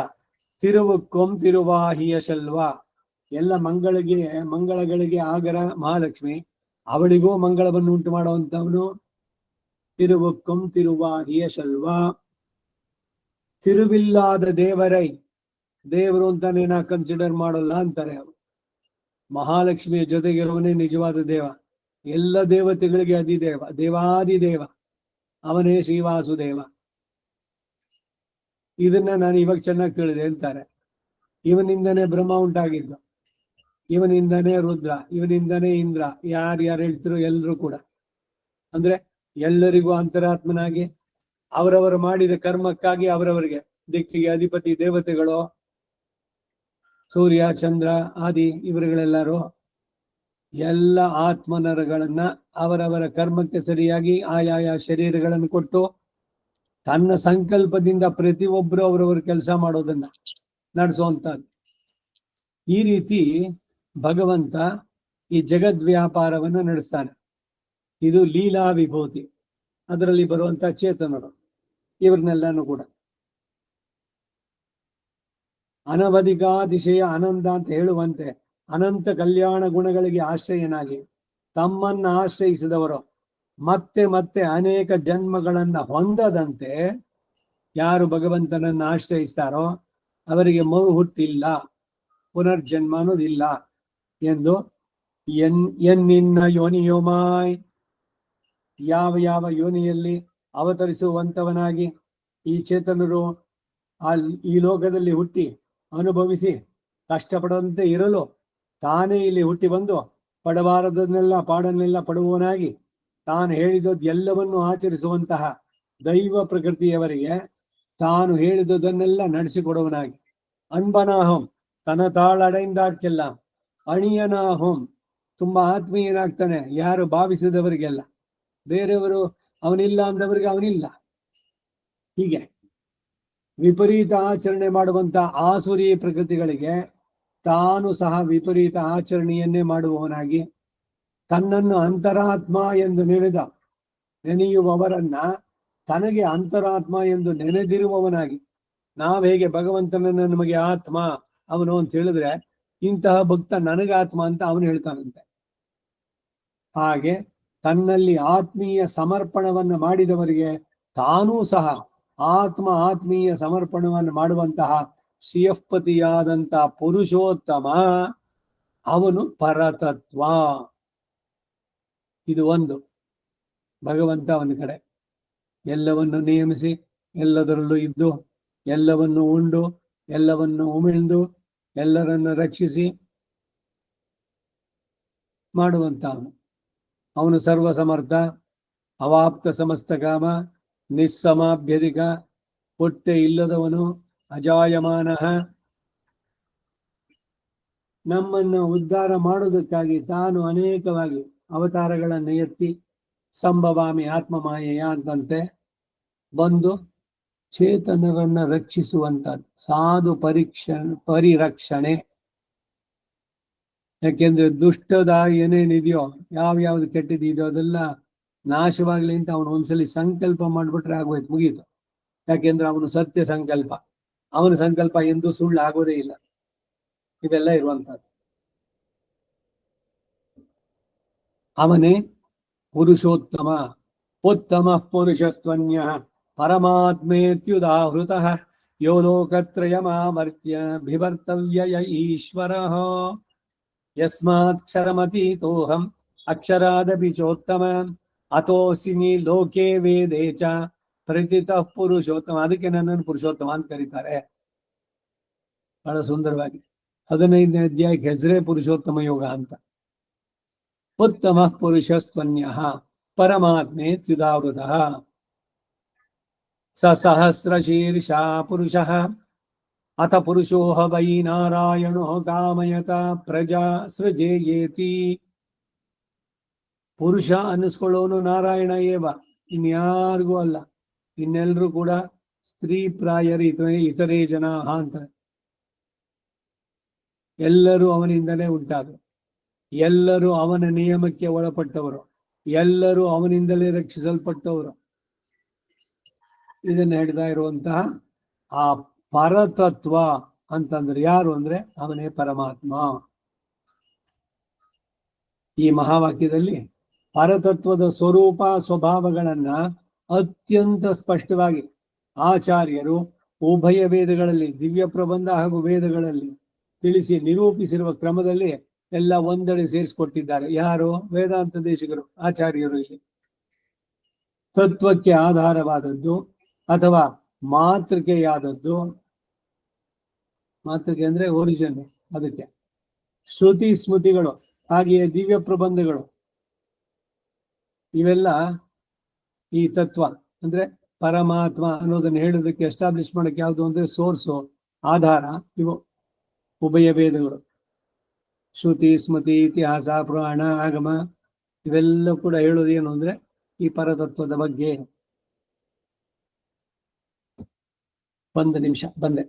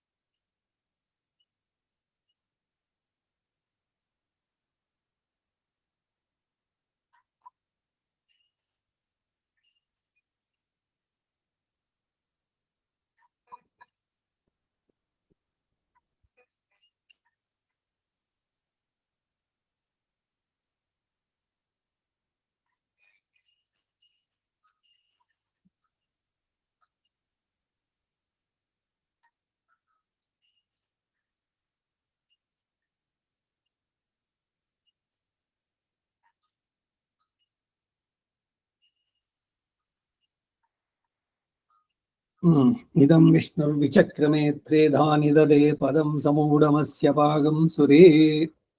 ಪರತತ್ವದ ಬಗ್ಗೆ ಚರ್ಚೆ ಮಾಡ್ತಾ ಇದ್ವಿ. ಗಂಟೆಲ್ಲ ಒಣಗ್ತಾ ಇತ್ತು, ನೀರಾಗೋಗಿತ್ತು, ನೀರ್ ತರಕ್ ಹೋಗಿದ್ದ ಮೇಲೆ ಮುಂದುವರ್ಸೋಣ. ಈ ಮಹಾವಾಕ್ಯದಲ್ಲಿ ಪರತತ್ವದ ಸ್ವರೂಪ ಸ್ವಭಾವಗಳನ್ನು ಅತ್ಯಂತ ಸ್ಪಷ್ಟವಾಗಿ ವೇದಾಂತ ದೇಶಿಗರು ಉಭಯ ವೇದಗಳಲ್ಲಿ ನಿರೂಪಿಸಿರುವ ಕ್ರಮದಲ್ಲಿ ದಿವ್ಯ ಪ್ರಬಂಧ ಹಾಗೂ ವೇದಗಳಲ್ಲಿ ತಿಳಿಸಿರುವಂತಹ ಬಗೆಯಲ್ಲಿ ಹೇಳ್ತಾ ಇದ್ದಾರೆ. ತತ್ವಕ್ಕೆ ಆಧಾರ ಯಾವುದು? ಶ್ರುತಿ ಸ್ಮೃತಿಗಳು. ಅದಕ್ಕೆ ಶ್ರುತಿಯೈಕ ಗಮ್ಯಂ ಅಂತ ಹೇಳ್ತಾರೆ. ವೇದ ತಿಳಿಸೋದು ಭಗವಂತನ ಬಗ್ಗೆ, ಜೀವಾತ್ಮನ ಬಗ್ಗೆನೂ ಅಷ್ಟೇ. ಈ ಪರಮಾತ್ಮನ ಬಗ್ಗೆ ಆಗ್ಲಿ ಜೀವಾತ್ಮನ ಬಗ್ಗೆ ಆಗ್ಲಿ ನಮ್ಮ ವಿಜ್ಞಾನ ಏನಾದ್ರು ತಿಳಿಸೋಕ್ ಸಾಧ್ಯನೋ? ಈಗಿನ ಎಷ್ಟೇ ಅಡ್ವಾನ್ಸ್ಮೆಂಟ್ ಇದೆಯೋ, ದಿ ಮಾಡರ್ನ್ ಸೈನ್ಸ್, ವಿಜ್ಞಾನ ಅಂದ್ರೆ ಇದರಲ್ಲಿ ನಮ್ಮ ಋಷಿಗಳೆಲ್ಲ ಪರಮ ವಿಜ್ಞಾನಿಗಳೇನೆ ಅವರು. ಯಾಕೆಂದ್ರೆ ಬರೀ ಅವರ ಚಿಂತನೆ ಜಪದಿಂದ ಮನಸ್ಸಿನ ಇದರಲ್ಲಿಂದಾನೇ ಎಲ್ಲವನ್ನು ಕಂಡುಕೊಂಡವರು ಅವರು ಸತ್ಯಗಳನ್ನು. ಅವ್ರಿಗೆ ಯಾವ ಎಕ್ವಿಪ್ಮೆಂಟ್ ಇತ್ತು? ಈಗ ಅಲ್ಟ್ರಾ ವೈಲೆಟ್, ಅಲ್ಟ್ರಾ ಇದ್ರದ್ದು ಟೆಲಿಸ್ಕೋಪು, ಇಲ್ಲ ಮೈಕ್ರೋಸ್ಕೋಪು, ಅಲ್ಟ್ರಾ ಸ್ಕ್ಯಾನಿಂಗು, ಇವೆಲ್ಲ ಬಂದಿರೋದು ಈಗ. ಏನೋ ಹೊರ ದೇಶದ್ದು ಇದರಲ್ಲಿ ಹೊರ ಬೇರೆ ಬೇರೆ ಗ್ರಹಗಳನ್ನು ಇಲ್ಲಿಂದಾನೇ ನೋಡೋದಕ್ಕೆ ಮಾಡೋದಕ್ಕೆ ಎಕ್ವಿಪ್ಮೆಂಟ್ಸ್ ಇದರಿಂದ ಮಾಡ್ತಾರೆ. ಈ ಯಾವುದು ಇಲ್ಲದೆ ಇದೆಲ್ಲ ಹೇಗೆ ಕಂಡುಹಿಡಿದ್ರು ಅಂತ, ಕೇವಲ ತಪಸ್ಸಿನಿಂದ. ಎಲ್ಲ ಹಿಂದೆ ಸಾವಿರಾರು ವರ್ಷಗಳ ಹಿಂದೆನೆ ಇದೆಲ್ಲ ಕಂಡುಕೊಂಡ ಸತ್ಯಗಳು. ನಾವು ಈಗೀಗ ಬಂದಂತಹ ವಿಜ್ಞಾನವನ್ನ ನಂಬ್ತೀವಿ, ಈ ಎಕ್ವಿಪ್ಮೆಂಟ್ಸು ಇದೆಲ್ಲ. ಅಂದ್ರೆ ಎಲ್ಲವೂ ಇಂದ್ರಿಯಗಳಿಗೆ ಸೀಮಿತವಾದದ್ದು, ಬಿಯಾಂಡ್ ದಿ ಸೆನ್ಸರಿ ಇದ್ರದ್ದು ಏನು ಹೇಳಲಿಕ್ಕಾಗಲ್ಲ. ಈಗ ನಾವಿಲ್ಲಿ ಕೂತಿದ್ದೀವಿ, ಇಲ್ಲೇನು ಏನಾದ್ರು ಕೇಳಿಸುತ್ತಾ ಶಬ್ದ? ಏನಿಲ್ಲ, ಕಾಮಾಗಿದೆ. ಅದೇ ಒಂದು ಟ್ರಾನ್ಸಿಸ್ಟರ್ ಇಟ್ಬಿಟ್ಟು ಸಿಲೋನೋ ಅಥವಾ ಡೆಲ್ಲಿನೋ ಇನ್ನೊಂದು ಆಫ್ರಿಕಾದ ಯಾವುದೋ ಒಂದು ಸ್ಟೇಷನ್ ತಿರುಗಿಸಿ ಬಂದ್ಬಿಡುತ್ತೆ. ಅದ್ ಹೆಂಗ್ ಬರುತ್ತೆ ಸಡನ್ ಆಗಿ? ಇಲ್ಲಿಂದ ಏನು ಅಲ್ಲಿ ಕನೆಕ್ಷನ್ ಸಿಗ್ತಾ? ಆ ಟ್ರಾನ್ಸಿಸ್ಟರು ಆ ಶಬ್ದದ ಅಲೆಗಳನ್ನ ಗ್ರಹಿಸಿ ಇಲ್ಲಿ ಪ್ರಸಾರ ಮಾಡುತ್ತೆ. ನಮಗೆ ಸಾಮಾನ್ಯವಾಗಿ ಇದರಲ್ಲಿ ಕಾಣಿಸುತ್ತೋ? ಇದೇನೆ ಗ್ರಹಿಸೋದಕ್ಕೆ ಇದಕ್ಕೆಲ್ಲ ಆ ಎಕ್ವಿಪ್ಮೆಂಟು ಅದಿದ್ದಾಗ. ಹಾಗೆ ನಮ್ಮ ಮನಸ್ಸನ್ನು ಆ ರೀತಿ ಟ್ಯೂನ್ ಮಾಡಿದ್ರೆ ನಾವು ಎಲ್ಲವನ್ನು ಪ್ರಪಂಚ ಭಗವಂತನ ಸೃಷ್ಟಿಯನ್ನ ಎಲ್ಲ ನೋಡಬಹುದು. ಸೊ ಹೀಗೆ ವೇದಗಳು ಅದನ್ನ ಆಧಾರವಾಗಿ ಇಟ್ಕೊಂಡು ಅದರಿಂದ ಹೇಗೆ ಈ ಸೃಷ್ಟಿ ಅನ್ನೋದು ಉಂಟಾಯಿತು, ಕ್ರಮ, ಇದಕ್ಕೆ ಯಾರು ಮೂಲ ಕಾರಣ, ಇವುಗಳನ್ನೆಲ್ಲ ಹೇಳ್ತಾ ಬಂದು. ಹಾಗಾದ್ರೆ ಯಾವುದು ರಿಯಾಲಿಟೀಸ್, ತತ್ವಗಳು ಎಷ್ಟು ಅಂತಂದ್ರೆ, ಒಂದು ಚೇತನ, ಚೇತನ ಅಂದ್ರೆ ಆತ್ಮಗಳು, ಇನ್ನೊಂದು ಅಚೇತನ, ಅದು ಪ್ರಕೃತಿ, ತ್ರಿಗುಣಾತ್ಮಕವಾದದ್ದು, ಸತ್ವ ರಜೋ ತಮೋ ಗುಣಗಳಿಂದ ಸೇರಿರುವಂತಹದ್ದು, ಮತ್ತೊಂದು ಪರಮಾತ್ಮ. ಇದು ಸರಿಯಾಗಿ ತತ್ವಗಳನ್ನು ತಿಳಿಯುವಂಥದ್ದು.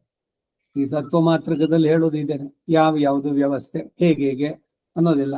ಈಗ ಮೊದಲು ಹೇಳಿದ್ರಲ್ಲಿ ಎಲ್ಲ ಪರಮಾತ್ಮನ ಬಗ್ಗೆ ತಿಳಿಸಿದ್ದು.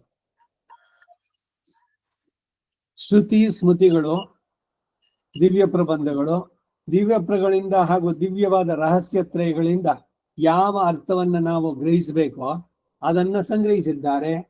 ವಿತ್ತು ಅಂದರೆ ನಿಮಿತ್ತ ಉಪಾದಾನ ಕಾರಣ, ನಿಮಿತ್ತ ಕಾರಣ, ಉಪಾದಾನ ಕಾರಣ, ಇದೆಲ್ಲ ಮೆಟೀರಿಯಲ್ ಕಾಸು, ಇನ್ಸ್ಟ್ರೂಮೆಂಟಲ್ ಕಾಸು.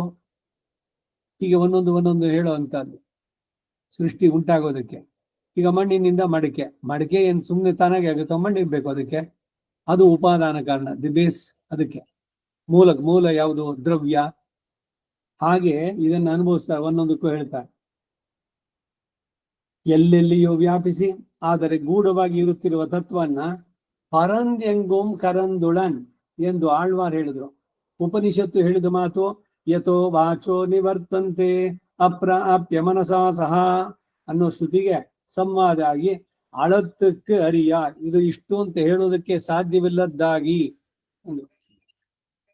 ಭೂಮಿಯನ್ನೇ ಇದನ್ ಮಾಡ್ಕೊಂಡು ಹಣತಿಯಾಗಿ ಆ ಸಮುದ್ರ ಜಲವನ್ನೇ ಎಣ್ಣೆಯಾಗಿ ಮಾಡಿ ಇದರಲ್ಲಿ ನಾನು ಆತ್ಮ ಎನ್ನುವ ಜ್ಯೋತಿಯನ್ನ ಹತ್ತಿಸಿದೆ ಅಂತಾರ. ಮೊದಲು ಎರಡಾಮ್ ಮೂರ್ನಾಮ್ ತಿರುವಂತಾದಿಗಳಲ್ಲಿ ವಯ್ಯಂ ತಹಳಿಯಾಹ, ಅದರಲ್ಲಿ ಒಂದೊಂದೇ ಹೇಳ್ಬೇಕಾದ್ರೆ ಆಕಾಶವನ್ನೇ ಕಾಗದ ಅಂತ ಮಾಡಿಕೊಂಡು ಸಮುದ್ರದ ಇದನ್ನೇ ನೀರು ಇದು ಅಂತ ಮಾಡಿ, ಇಲ್ಲ ಆದಿಶೇಷ ತನ್ನ ಸಹಸ್ರ ಮುಖದಿಂದ ಭಗವಂತನ ಬಗ್ಗೆ ಹೇಳೋದಕ್ಕೆ ಒಂದು ಗುಣ ಬಗ್ಗೆ ಹೇಳೋದು ಕೂಡ ಪೂರ ಮುಗಿಸ್ ಬರೆಯೋಕ್ಕಾಗಲ್ಲ. ಇದು ಅನಂತ, ಅವನ ಹೆಸರುಗಳು ಅನಂತ, ಅವನ ಸ್ವರೂಪವೂ ಅಷ್ಟೇ. ಅಂತವನು ಯಾರು ಬಯಸಿದ್ರೆ ಯಾರಿಗೆ ಯಾವ ರೂಪದಲ್ಲಿ ಬೇಕೋ ಅವನು ಆ ರೀತಿ ಬರಬಲ್ಲ. ಪರಂದು ಎಂಗೋಂ ಕರಂದುಳನ್, ಹಾಲಿನಲ್ಲಿ ಸೇರಿದ ತುಪ್ಪದಂತೆ, ಮರದಲ್ಲಿ ಇರುವಂತ ಬೆಂಕಿಯಂತೆ ಅಂದ್ರು. ದಾರುಮಯಂ ತಿಲತೈಲವತ್ ದಾರು ವನ್ನಿವತ್ ಗದ್ಯತ್ರಯದಲ್ಲಿ ಅನುಸಂಧಾನ ಮಾಡ್ತಾರೆ. ಹಾಲಿನಲ್ಲಿ ತುಪ್ಪ ಇದೆಯಾ? ಹೇಗೆ ಅಂತಂದ್ರೆ ಅದು ಮಾಡಿ ತೆಪ್ಪಾಕಿ ಮೊಸರಾಗಿರುತ್ತೆ, ಆಮೇಲೆ ಕಡೀರಿ, ಬೆಣ್ಣೆ ಬರುತ್ತೆ, ಬೆಣ್ಣೆ ಕಾಸಿ ತುಪ್ಪ ಬಂತು, ಎಲ್ಲಿತ್ತದು? ಪರಿಷ್ಕಾರವಾಗ್ಬೇಕಷ್ಟೆ. ಹಾಗೆ ಭಗವಂತನ ಬಗ್ಗೆ ಹೇಳ್ಬೇಕಾರೆ ಆ ಶ್ರುತಿಗೆ ಸಂವಾದಕ್ಕಾಗಿ ಯಥೋ ವಾಚೋ ನಿವರ್ತಂತೆ, ಮನಸ್ಸಿನಲ್ಲೂ ಕೂಡ ಕಲ್ಪನೆ ಮಾಡ್ಕೊಳಕ್ಕಾಗಲ್ಲ. ಇದೇನು ಒಂದು ಕಲ್ಪನೆನ ಅಸಂಪ್ಷನ್. ಈಗ ಯಾವ್ದೋ ಪತ್ತೆದಾರಿ ಕಾದಂಬರಿಗಳು ಬರೀತಾ ಇದ್ರು ಹಿಂದೆ, ಯಾರೋ ನರಸಿಂಹಯ್ಯನ ಕಾದಂಬರಿ ಅಂತ. ಏನಾಗಾರ ಅವರೆಲ್ಲ ಅದ್ರಲ್ಲಿ ಇರೋ ವ್ಯಕ್ತಿಗಳು ಅವರೆಲ್ಲ ಸತ್ಯವ? ಇವನ ಮನಸ್ಸಿನಲ್ಲಿ ತೋರಿತು ಒಂದು ಏನೋ ಕಲ್ಪನೆಯಿಂದ ಹೇಳ್ತಾ ಬಂದ. ಕಥೆಗಳು ಬರೆದು ಕಾದಂಬರಿ, MK ಇಂದಿರಾ ಅವರು ಇವರು ಅಂತ ಬೇಕಾದಷ್ಟು. ಒಂದ್ ಪುಸ್ತಕ ಮುಗಿದ್ಮೇಲೆ ಇನ್ನೊಂದು ಪುಸ್ತಕ. ಏನು ಅಲ್ಲಿ ಇವನು ಗಂಡ, ಅವನ ತಮ್ಮ, ಅವನ ಹೆಂಡತಿ, ಅದ್ದು ಇದ್ದು ಯಾವ್ಯಾವ್ದೋ ಪಾತ್ರಗಳು, ಅವ್ರನ್ನೇನೇನೋ ಮಾತಾಡಿಸ್ತಾರೆ. ಎಲ್ಲ ಇವ್ರ ಕಲ್ಪನೆ. ನಿಜವಾಗಿ ಇದೆಯೋ ಅದು? ಈ ಹ್ಯಾರಿ ಪಾಟರ್ ಇಷ್ಟೆಲ್ಲ ಪ್ರಸಿದ್ಧವಾಯ್ತಲ್ಲ, ಏನದು? ಅವನ ಕಲ್ಪನೆಯಲ್ಲಿ ಮಾಡಿದ್ದು ಒಬ್ಬ ಮನುಷ್ಯ, ಅವನ ಮ್ಯಾಜಿಕ್ ಮತ್ತೊಂದು ಅಂತೇಳಿ ಅದರಲ್ಲಿ ಸೀರೀಸ್ 1, 2, 3, 4, 5 ಅಂತ ಮಾಡಿ ಅದು ಸಿನಿಮಾ ಆಗಿ ಅದು ಎಷ್ಟು ಲಕ್ಷ ಅಲ್ಲ ಕೋಟಿ ಕೋಟಿ ಪುಸ್ತಕಗಳು ಸೆಲವು ಇದಾಗಿದೆ. ಇಂಥದಕ್ಕೆ ಈ ಮುದ್ರಕರು ಕೂಡ ಮೊದಲೇ ದುಡ್ಡು ಅಡ್ವಾನ್ಸ್ ಬುಕ್ ಮಾಡಿ ನನಗೆ ಇಷ್ಟು ಕಾಪಿ ಕೊಡಿ ಅಂತ. ಒಂದ್ಸಲ ಅವರು ಬುಕ್ ಮಾಡಿದ್ರೆ ಎಷ್ಟೋ 2 ಲಕ್ಷನ 3 ಲಕ್ಷನ ಪ್ರಿಂಟ್ ಮಾಡೋದು. ನಮ್ಮ ಅಧ್ಯಾತ್ಮದ ಪುಸ್ತಕ 1,000 ಹಾಕಿದ್ರೆ ಹೋಗೋದಕ್ಕೆ 20,000, 20 ವರ್ಷನೋ 25 ವರ್ಷನೋ ಬೇಕು. ಅದಾದ್ರೆ ಹಾಟ್ ಕೇಕ್ಸ್ ತರ ಹೋಗ್ಬಿಡುತ್ತೆ ಅಂತಾರೆ. ಹಾಟ್ ಕೇಕ್ಸ್ ಅಂದ್ರೆ ಏನು? ಬಿಸಿ ಬಿಸಿಯಾಗಿ ಬ್ರೆಡ್ ಇದು ಕೇಕೋ ಮಾಡಿ ಇಟ್ಟಿದ್ದಾನೆ, ಅವನು ಮಾಡಿದ್ದನ್ನು ಹಂಗೆ ತಂದು ಇಟ್ಟಂಗೆ ಹಂಗಂಗೆ ತಿನ್ನೋದು, ಆ ರೀತಿ ಖರ್ಚಾಗ್ಬಿಡುತ್ತೆ ಅದು. ಹೋಗ್ಲಿ, ಅದೇ ನಿಜವಾ ಸತ್ಯವ ಇಲ್ಲ ಅಥಾರಿಟಿನ ಅಂದ್ರೆ ಇಲ್ಲ, ಬರೀ ಕಲ್ಪನೆ ಅದು. ಜನಗಳು ಯಾವ್ದಕ್ ಮರಳಾಗ್ತಾರೆ? ಆ ರೀತಿನಲ್ಲಿ ಅಧ್ಯಾತ್ಮ ಆಗುತ್ತೋ? ಇದು ವ್ಯತ್ಯಾಸಗಳು. ಇಲ್ಲಿ ಭಗವಂತನ ಬಗ್ಗೆ ನಿಜವಾಗ್ಲೂ ಬಯಕೆ ಇದ್ದು ತೀವ್ರವಾಗಿ ಅವನು ತಿಳಿಬೇಕು ಅಂತ ಹೋದ್ರೆ ಅವನು ತಿಳಿಯೋದಕ್ಕೆ ಹೋಗ್ತಾ ಹೋಗ್ತಾ ತಾನು ಎಷ್ಟು ಕಡಿಮೆ ತಿಳಿದಿದ್ದೀನಿ ಅನ್ಕೊಳ್ತೇನೆ, ಪೂರ್ಣವಾಗಿ ತಿಳಿಯೋಕೆ ಆಗೋಲ್ಲ ಅವನ್ನ. ಅದಕ್ಕೆ ಹೇಳಿದ್ರೆ ಯಥೋ ವಾಚೋ ನಿವರ್ತಂತೆ, ಮಾತು ನಿಂತೋಯ್ತು, ಅವನನ್ನ ಇಷ್ಟು ಅಂತ ಪೂರ್ಣವಾಗಿ ಹೇಳಿ ಮುಗಿಸ್ಲಿಕ್ಕೆ ಆಗೋಲ್ಲ. ಮನಸ್ಸಿನಲ್ಲಾದ್ರೂ ಹೋಗ್ಲಿ ಕಲ್ಪನೆ ಮಾಡ್ಕೊಳಕ್ಕಾಗತ್ತಾ? ಅದು ಆಗಲ್ಲ. ಅಪ್ರಾಪ್ಯ ಮನಸೋ ಸಹ ಅಂತ ಹೇಳಿದಂತೆ ಆನಂದವಲ್ಲಿಯ ಸಾರ ಸರ್ವಸ್ವವನ್ನ ಉಣರ್ಮುಳು ನಲಂ ಎಂಬಲ್ಲಿ ಪ್ರತಿಪಾದಿಸಿದ್ದಾರೆ ನಮ್ಮಾಳ್ವಾರ್. ಉಯರ್ನಲ ಮುಡ ಯವನವನ್, ಯಾವನವನು? ಅವನನ್ನೇ ಭಗವಂತ.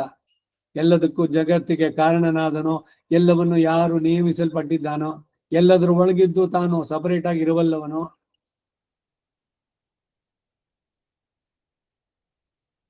ಸರ್ವರಿಗೂ ಅಶೇಷಿಯಾಗಿ ನಿಖಿಲ ಜಗದಾಧಾರನಾಗಿ ಇರುವಂತ ಭಗವಂತ. ಆ ಪರತತ್ವದ ಆನಂದವನ್ನ ಇಷ್ಟು ಅಂತ ಅಳಿಯೋದಕ್ಕಾಗುವುದಿಲ್ಲ ಎಂಬ ಆನಂದವಲ್ಲಿಯ ತಾತ್ಪರ್ಯವನ್ನ ಇಲ್ಲಿ ನಿರೂಪಿಸಿದ್ದಾರೆ. ಎಲ್ಲ ವಸ್ತುಗಳಿಗೂ ಮಂಗಳವನ್ನು ಉಂಟು ಮಾಡುವಂತಹ ನಿರುಪಾಧಿಕ ಮಂಗಳವಾದ ತತ್ವ ಅದು. ಗುಣಗಳ ವಿಷಯ ಹೇಳುವಾಗ ಎಲ್ಲ ಕಲ್ಯಾಣ ಗುಣಗಳಿಗೂ ಆಶ್ರಯನಾಗಿ ವಿರಾಜಿಸಿದೆ. ಯಾವ ದೋಷವೂ ಅದರಲ್ಲಿ ಇರುತ್ತಿಲ್ಲ. ಅಮಲ ನಿರ್ಮಲ ಎಂಬ ಶಬ್ದಗಳು ಅನ್ವರ್ಥವಾಗಿದೆ, ಅಂದ್ರೆ ಅರ್ಥಪೂರ್ಣವಾಗಿ. ಹೆಸರೇ ಒಂದು, ಅದರಂತೆ ಇಲ್ಲದಲ್ಲಿ ಒಂದು ಲೋಕದಲ್ಲಿ ನಾವು ನೋಡೋದು. ಈಗ ಸಂಪತ್ತ ಹಿಂಗಾರ್ ಅಂತ ಹೆಸರಿಟ್ರೆ ಅವನ ಹತ್ರ ದುಡ್ಡೇ ಇಲ್ಲ. ಗರುಡ ಅಂತಂದ್ರು. ಗರುಡ ಯಾರು? 2 ಪಕ್ಷಿ ರೆಕ್ಕೆ ಇರಬೇಕು, ರೆಕ್ಕೆ ಇಲ್ಲ, ಪುಕ್ಕವಿಲ್ಲ, ಗರುಡ ಹಿಂಗಾರಿ ಅಂತ ತಮಾಷೆ ಮಾಡ್ತಾ ಇದ್ದಿದ್ದು. ಇದು ಹೆಸರು ಅನ್ವರ್ಥವಾಯ್ತು. ವೈನತೆಯನ್ಗೆ ಹೆಸರು ಅನ್ವರ್ಥ. ಹಾಗೆ ಅನ್ವರ್ಥ ಅಂದ್ರೆ ಹೆಸರಿಗೆ ಸರಿಯಾಗಿ ಅದು ಪೂರ್ಣವಾಗಿ ಅವನಿಗೆ ಆಗುವಂತ, ಬರೀ ರೂಢಿಗೆ ಕರೆಯುವುದು ಅಂತಲ್ಲ. ಹಾಗೆ ಈ ಪರತತ್ವ ಹುಟ್ಟಬಾರದಂತಹ ಯೋನಿಯಲ್ಲೆಲ್ಲ ಹುಟ್ಟಿ ಪಡಬಾರದ ಪಾಡನ್ನೆಲ್ಲ ಪಟ್ಟು ಎನ್ನಿನ್ನ ಯೋನಿಯುಮಾಯ್ ಪಿರಂದಾಯ್ ಇಮಯೋರ್ ತಲೆವಾ. ತಲೆವಾ ಅಂದ್ರೆ ನಾಯಕ. ನೈ ನಿನ್ನ ಕೇಟರುಳಾಯ್. ಇಷ್ಟು ಸುಂದರವಾಗಿ ಹೇಳ್ತಾರೆ ತಿರುವಿರುತ್ತಂನಲ್ಲಿ. ಈ ಕರ್ಮದ ಶರೀರಗಳನ್ನು ಪಡೆದಂತಹದ್ದು ಒಂದೊಂದೇ. ಮತ್ಸ್ಯ ಆಮೆಯಾಗಿ, ಮೀನಾಗಿ, ಕೂರ್ಮವಾಗಿ, ಮೀನಾಯ್, ಆಮೆಯಾಯ್, ಕರ್ಕಿಯಾಯ್, ಕುರಳಾಯ್, ರಾಮನಾಯ್, ಪಿನ್ನುಮಿ ರಾಮನಾಯ್, ಎಲ್ಲ ಅವತಾರಗಳು. ಯಾತಕ್ಕಾಗಿ? ಚೇತನರನ್ನು ರಕ್ಷಿಸೋದಕ್ಕಾಗಿ. ಇದರಲ್ಲಿ ಬಂದು ಅಲ್ಲಿ ಪಡಬಾರದ ಕಷ್ಟಗಳನ್ನೆಲ್ಲ ಪಟ್ಟು ಆಶ್ರಿತರ ರಕ್ಷಣೆಗಾಗಿ ಅನುಗ್ರಹ ಮಾಡೋದಕ್ಕಾಗಿ ಭಗವಂತ ಇಲ್ಲಿ ಅವತಾರಗಳನ್ನು ಮಾಡಿದ್ದು. ತನ್ನನ್ನು ಆಶ್ರಯಿಸಿದವರಿಗೆ ತಾನು ಅವರ ಹಿತವನ್ನ ಸಾಧಿಸಿಕೊಡುವನಾಗಿ ಅನುಗ್ರಹಿಸ್ತಾನೆ. ಆಶ್ರಿತ ವಾತ್ಸಲ್ಯೈಕ ಜಲಧಿ. ತನ್ನನ್ನು ದ್ವೇಷಿಸುವಂತಹ ಆಸುರ ಪ್ರಕೃತಿಯರವನ್ನ ಶಿಪಾಮಿ ಅಜಸ್ರಮಶುರಾನ್, ಅವರನ್ನ ಮತ್ತೆ ಮತ್ತೆ ಆಸುರಿ ಯೋನಿಗಳಲ್ಲಿ ಉಂಟು ಮಾಡ್ತೇನೆ. ಯಾಕೆಂದ್ರೆ ಭಗವಂತನ ಬಗ್ಗೆ ದ್ವೇಷ, ಅವನನ್ನ ನಿಂದಿಸಿ ದೇವರೇ ಇಲ್ಲ ಅಂತ ಹೇಳುವಂತಹದ್ದು. ಯಾಕೆ ಆ ರೀತಿ? ಅವನಿಗೇನಾದ್ರು ದ್ವೇಷನ? ರಿವೆಂಜು, ಅವನು ಅನುಭವಿಸ್ಲಿ, ಅದಕ್ಕಾಗಿ ಮಾಡ್ತಾ ಇದ್ದೀನಿ, ನಂಗೆ ಕೆಟ್ಟದ್ ಮಾಡದ್ನಲ್ಲ, ಈ ಉದ್ದೇಶದಿಂದ ಅಲ್ಲ ಮಾಡಿದ್ದವನು ಭಗವಂತ. ತನ್ನ ಶಾಸ್ತ್ರವನ್ನ ಧಿಕ್ಕರಿಸಿ ತಾನೇ ಎಲ್ಲವೂ ಅಂತ ಮಧಾಂಧರಾಗಿ ಯಾರು ನಡೆಸ್ತಾರೋ, ಏನೇನ್ ನಡೆಸ್ತಾರೋ ಎಲ್ಲರೂ ಕೂಡ ರಾಕ್ಷಸಿ ಯೋನಿಗಳಲ್ಲಿ ಉಂಟಾಗ್ತಾರೆ. ಆಸುರ ಯೋನಿಗಳಲ್ಲಿ ತಳ್ಳುವವನಾಗಿದ್ದಾನೆ. ತನ್ನನ್ನ ಅಂತರಾತ್ಮ ಎಂದು ತಿಳಿಯುವನನ್ನ ಜ್ಞಾನೀತು ಆತ್ಮ ಇವಮೇ ಮತಂ ಅಂತ ತಿಳಿಯುವವನಾಗಿದ್ದಾನೆ. ಯಾರು ಭಗವಂತನ ಬಗ್ಗೆ ಚೆನ್ನಾಗಿ ತಿಳಿದಿದ್ದಾರೋ, ಬೇರೆ ಎಲ್ಲದಕ್ಕಿಂತ ಅವನೇ ನಮಗೆ ಬೇಕಾದವನು. ಬಂಧು ನೀನು, ತಂದೆ ನೀನು, ತಾಯಿ ನೀನು, ಬಂಧು ನೀನು, ಬಳಗ ನೀನು, ನನ್ನ ಸರ್ವವೂ ನೀನೆ. ತ್ವಮೇವ ಮಾತಾ ಚ ಪಿತಾ ತ್ವಮೇವ, ತ್ವಮೇವ ಬಂಧುಶ್ಚ ಗುರು ಸಖಾಚ ತ್ವಮೇವ, ತ್ವಮೇವ ವಿದ್ಯಾ ದ್ರವಿಣಂ ತ್ವಮೇವ, ತ್ವಮೇವ ಸರ್ವಂ ಮಮ ದೇವ ದೇವ ಅಂತಂದವರಿಗೆ ಅವನು ಬೇರೆ ಎಲ್ಲದಕ್ಕಿಂತ ಇವನನ್ನು ಅಷ್ಟೇ ಆತ್ಮೀಯತೆಯಿಂದ ನೋಡ್ತಾನೆ. ಅದಕ್ಕೆ ಹೇಳ್ದ ಜ್ಞಾನೀತು ಆತ್ಮ ಇವ ಮೇಮತಂ. ಭಗವಂತನ ಬಗ್ಗೆ ಯಾರು ಜ್ಞಾನ ಉಂಟವ, ಇದನ್ನು ತಿಳಿದವರು, ಅವನು ನನ್ನ ಆತ್ಮ, ನಾನೇ ಅವನಾಗಿದ್ದೇನೆ ಅಂತಾನೆ. ಪರಮಾತ್ಮ ಸ್ವರೂಪವನ್ನ ಈ ಚೂರ್ಣಿಕೆಯಲ್ಲಿ, ಈ ಪ್ಯಾರಾಗ್ರಾಫ್ನಲ್ಲಿ, ಈ ಅನುವಾಕದಲ್ಲಿ ಆಚಾರ್ಯರು ದಿವ್ಯ ಪ್ರಬಂಧಗಳ ಆಧಾರದಿಂದ, ವೇದವಾಕ್ಯಗಳು, ಸುದಿವಾಕ್ಯಗಳ ಆಧಾರದಿಂದ ಸಮನ್ವಯಗೊಳಿಸಿ ಇಲ್ಲಿ ಪ್ರತಿಪಾದಿಸಿದ್ದಾರೆ. ತತ್ವ ಸ್ವರೂಪಕ್ಕೆ ಮಾತೃಕೆಯಾಗಿ ಆಧಾರವಾಗಿರುವ ದಿವ್ಯ ಪ್ರಬಂಧಗಳನ್ನ ಶಾರೀರಿಕ ಶಾಸ್ತ್ರ ಎಂದು ಕೂಡ ಇಲ್ಲಿ ಸೂಚನೆ ಮಾಡಿದ್ದಾರೆ.